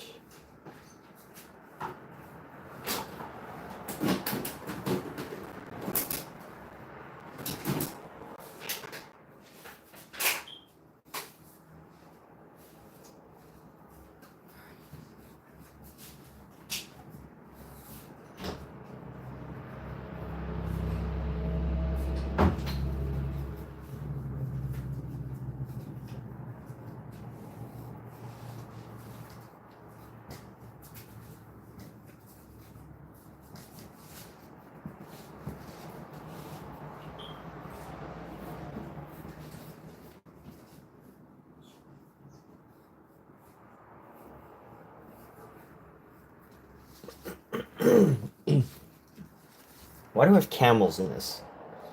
Why are there freaking camels in this painting? I don't know. Ah, here we go. All right, so how do we get this? It looks like he's sitting on a rock type thing. So let's sketch this into like a rock thing. And then it's up there. There's a couple of bushes here, which we're going to paint over at some point anyway.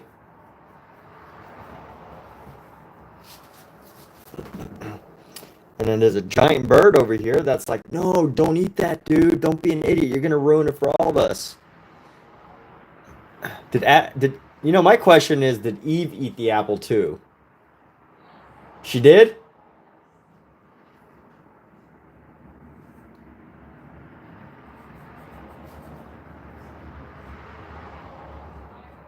Huh? Did you say it's prophetic?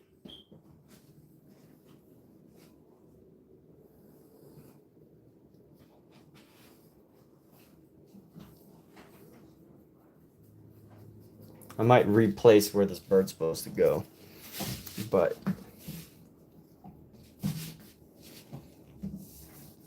top of her hip here, top of shoulder, go up and around. Got a horse right here, a little baby horse on the side of her little horse.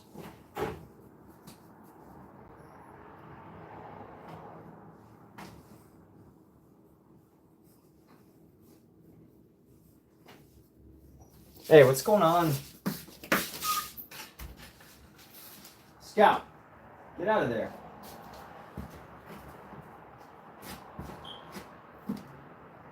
Scout, get out.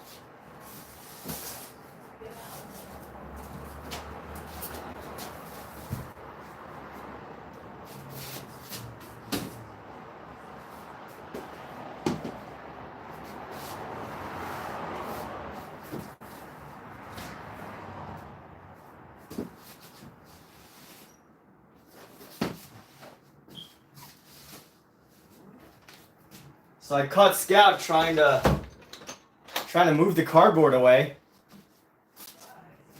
Huh?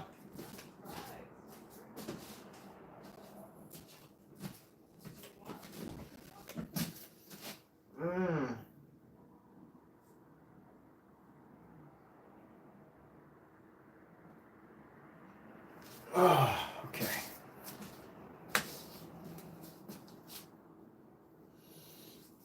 And there's some animals here. Then we're gonna get like just above her shoulder, it's gonna be the horizon. So that's where the horizon is. Get a couple of trees right here. And then a big row of trees going into the distance. That's a nice observation of. And then there's definitely a tree here that comes from her elbow.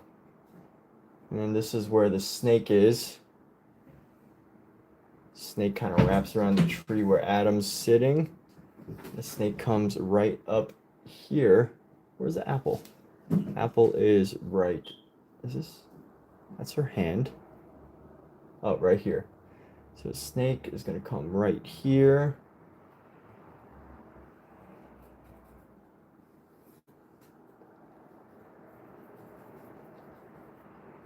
Get the general idea. Some general placements of stuff. And in this one, our idol is nowhere to be seen. I guess at this point he was like, oh, they're good. Let's just let them chill. But out of all the fruits they had to say no to is the apple, huh?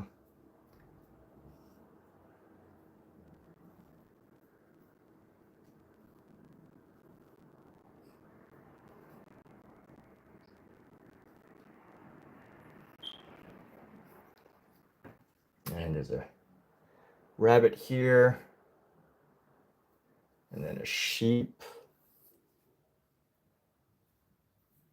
They're all watching as Adam is about to eat this apple. And not one of them thought like, yo, dude, stop. Don't do it. Not one of them was like, not one ram went, yo, even I know not to eat that thing.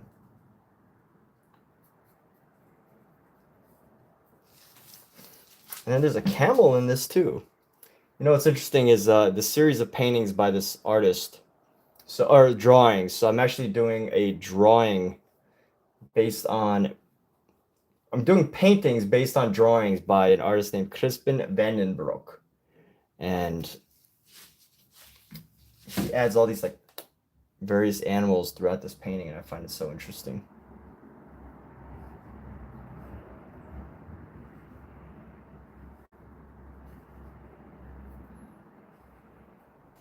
Those camels that look like birds.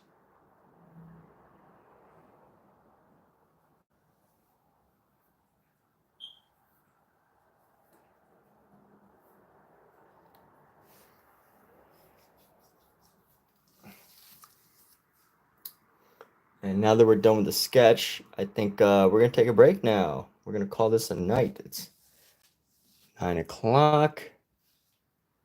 As long as I could see this tomorrow, I will be good. But that is the process. We have left it open.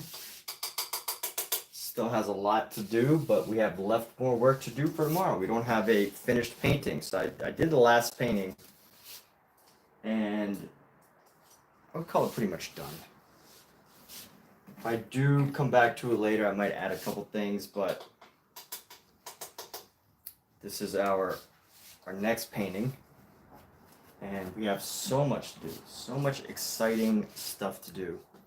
Anytime, I love having like projects like these, like series that I can just, knock out, that I could just quickly just go, hey, this is what I'm gonna do. I have this project, all in a row. And I know exactly, what I'm going to paint, what I need to paint. And it just makes it so easy because, you don't have an end of projects.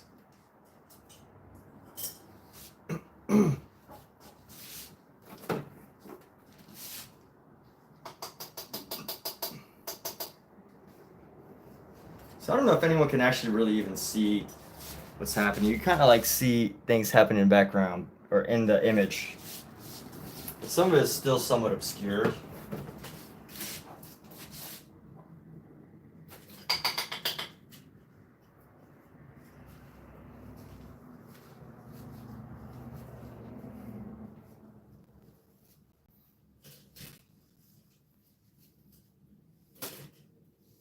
Honestly, I might even start some painting tonight.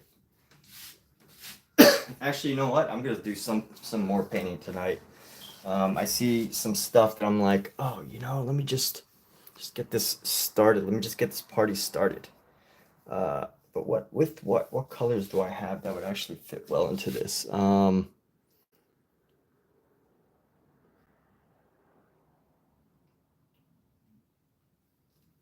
Let's go with our blues. Let's go with a blue here. And because the canvas is already pretty wet, I can actually get some nice shadows probably. So I'll go get some shadows around the leg here.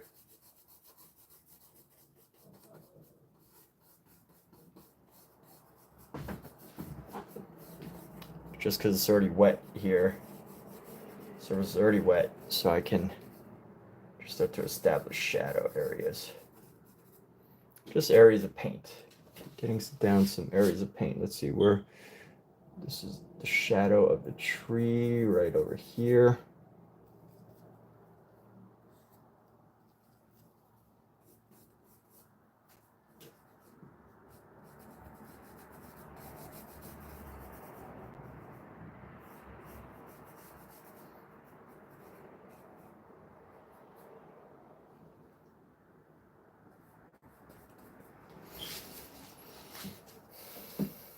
And let's go right into here. There's going to be a shadow as we come up around this way.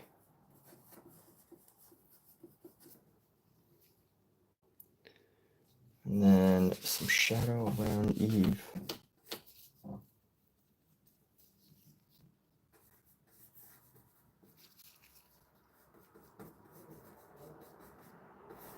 Yeah, I really like working when the paint's actually really wet. Because it really helps to like give character to the painting, I think. When you're working with this wet surface as it's still wet. I know acrylic artists don't usually have this opportunity because, you know, well, acrylic dries so quickly. I've never used acrylics. I've always just been able to like paint on wet here.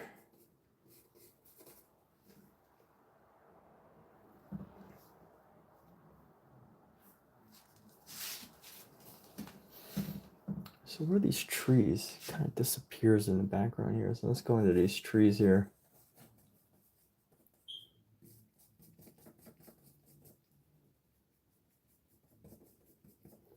We're going to find this tree right here. You know what? Chances are I'm just going to paint over it all over again anyway. But at least right now it's helping me establish, just get an idea, get a feel for, you know, the overall design of how this painting is going to feel or look.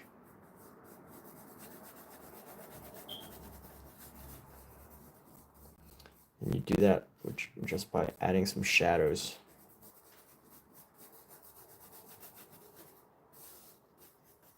Stay pretty loose with this part. It's not necessarily the right way to do things. Right or wrong way. Not necessarily the right or wrong way.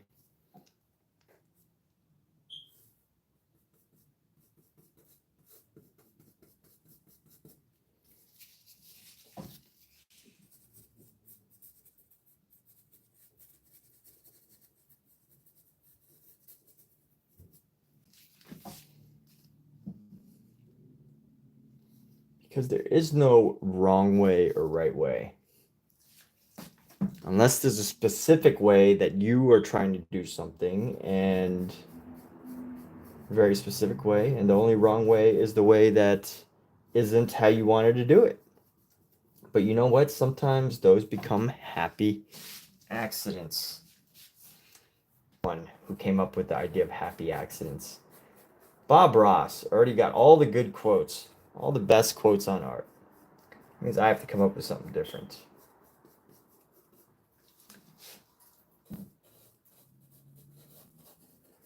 You all got to come up with new quotes. Everybody has to come up with a new quote. They want to be a successful, well-known artist. If you don't come up with a quote, you are unoriginal.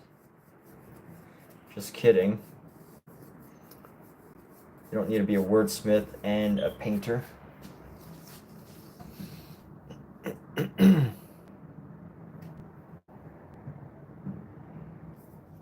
Ooh, you know what? The skies are kind of brown.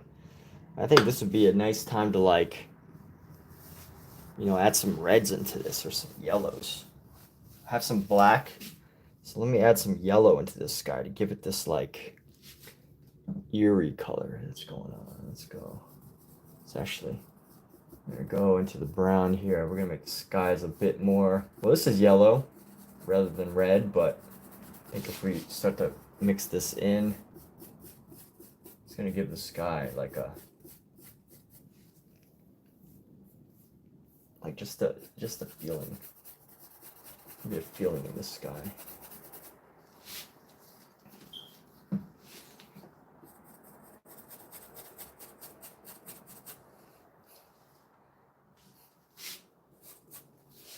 Grab some more of this red. I mean, this yellow. I don't know my colors. How can you paint without knowing what your colors are? You know what I've noticed is, like, whenever I hear an artist is colorblind, I notice that they're really good with, like, values.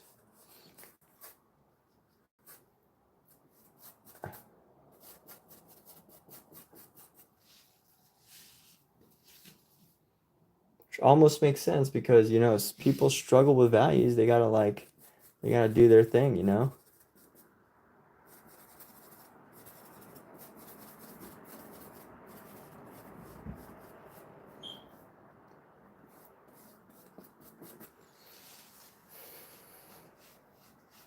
It's very dramatic right now. This piece looks very dramatic. I like it.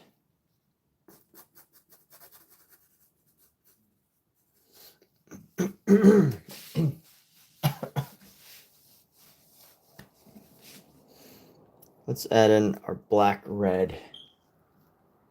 We're just gonna go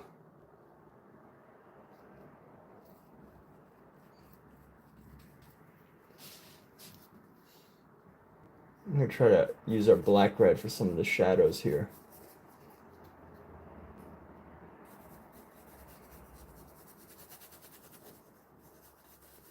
It's very dramatic.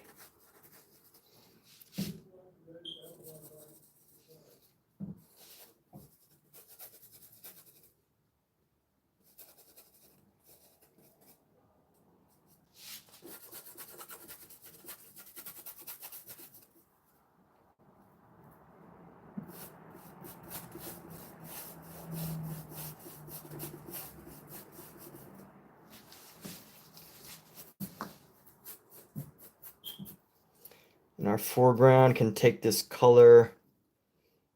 Let's grab some of this yellow. What's going on, kitties? What are you doing down there? Take some. You giving the cats a bedtime? Huh? They need to stop messing around. Cats don't have a bedtime. Just do whatever they like. Let's go yellow into the ground here. Let's find an area of light. I'm going to use the green for our...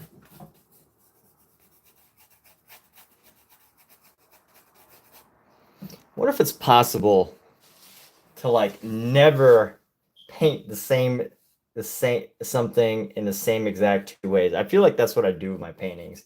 Is I never have, like, a consistent process. I mean, I kind of do. I mean, I've definitely done it before where I start the series in the same way, but, like, you know, this one, the first one is different. I started the first one differently than I started the second one, differently than I started the third one, differently than I started this one. I mean, I use some of the general same rules, like, you know, looking for light and dark areas and then picking colors for them.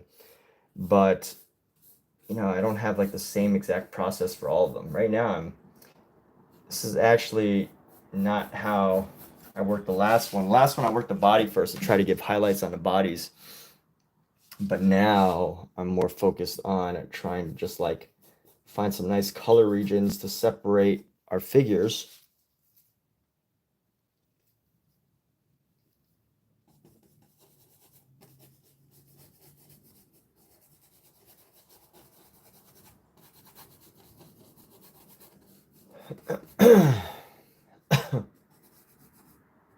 Like, are there any artists that anyone knows of that doesn't use the same, like, paints pretty much differently every single time, and you can't really like follow their methods? Maybe that's like a blessing, because as transparent about how I work as I am, I think that anybody who would watch this would actually struggle to like actually figure out like a meaning. Like, they would watch one video and be like, oh, that's how he did this. And then they would watch another video and be like, yo, he just did that totally different. I mean, there's some things that like I repeat the same step, but I think the way I paint every painting is not totally consistent as far as the overall methods go. So I'm using a lot of black on this.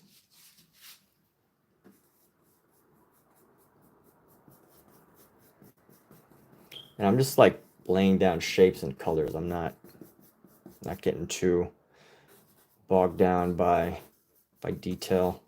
It's gonna be a very loose painting, but I do at least want to capture some major areas for now. And I would be curious to see where this goes, because even I'm not sure. Even I'm not sure how this is going to turn out. So I have so much black, which is part of the reason why I'm using all this black. But let's go. We got a little rabbit. Where's our rabbit? There's our rabbit.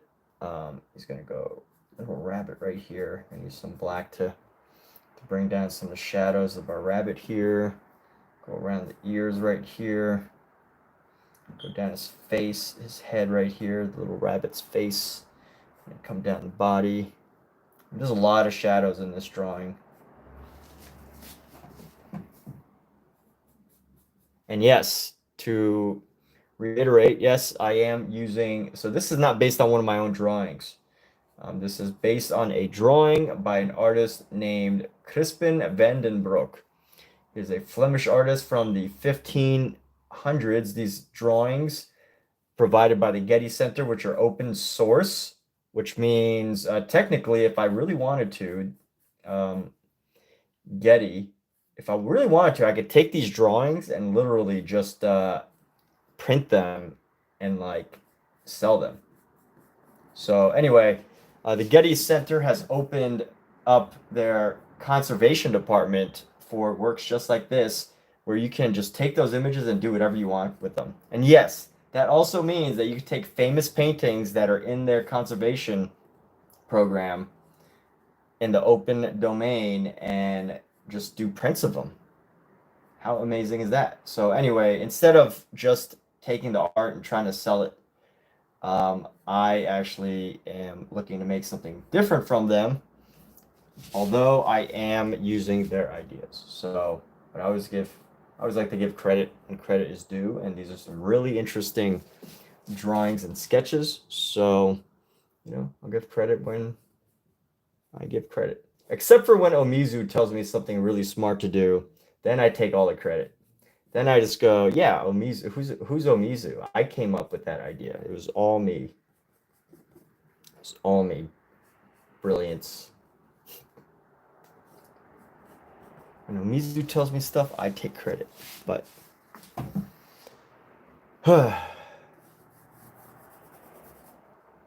when water tells me stuff, I just say that I came up with it myself.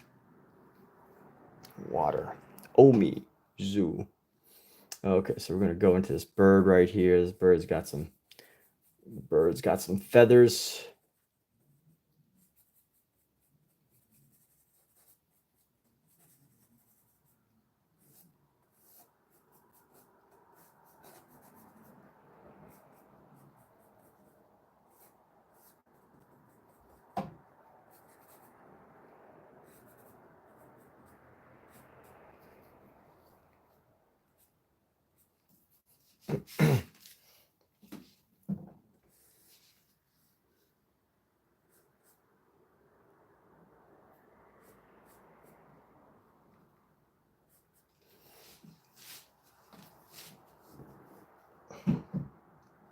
And you know what? Now that we've got our,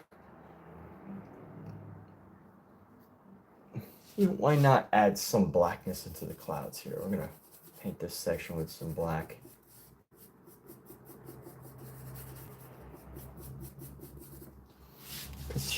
Things are about to go down. You know, does anyone ever wonder? I don't think they explained this, but what exactly happened the moment Eve ate that apple?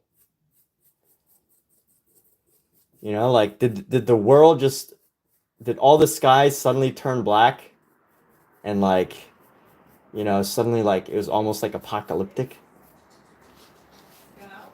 Has anyone ever has I haven't actually seen this like depicted. Come to bed. Come to bed. Wow. Wow. Come to bed. Wow. Pookie heard you. Let's go. Come to bed. Come on. Scout. Come on. All right, and here we go. Getting this.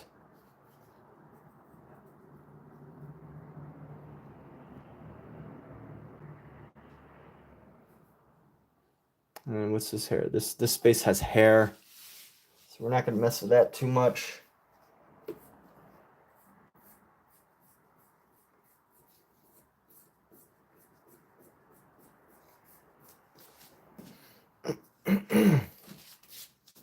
All right, we're done for the night. This is exciting. We finished one, started another, and now we're finishing our weekend. The weekend is over, people. I think most people have gone to bed and getting ready for work tomorrow. I don't have to work till later, so here we are.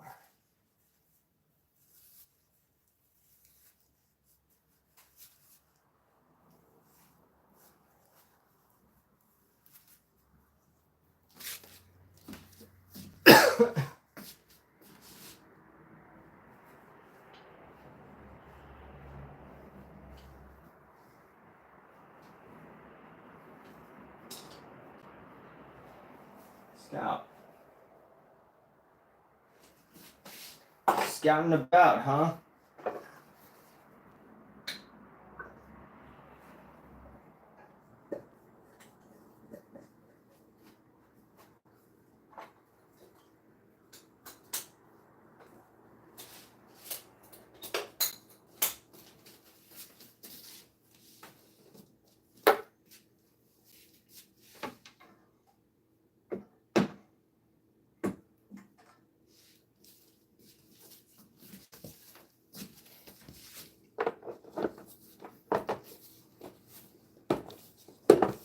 Ah, Omizu's starting his weekend. That's awesome, man. Good. Well, I hope you get lots of painting done tomorrow and Tuesday. Or however your schedule works. You get lots of painting done, lots of artwork and stuff. With that, hey, let's all celebrate the opportunity to be creative. It's very exciting. It's the best thing in the world. It is a gift of being human, the opportunity to paint and draw, and do all these great things that animals don't get to participate in. But with that, hey, take care, everybody.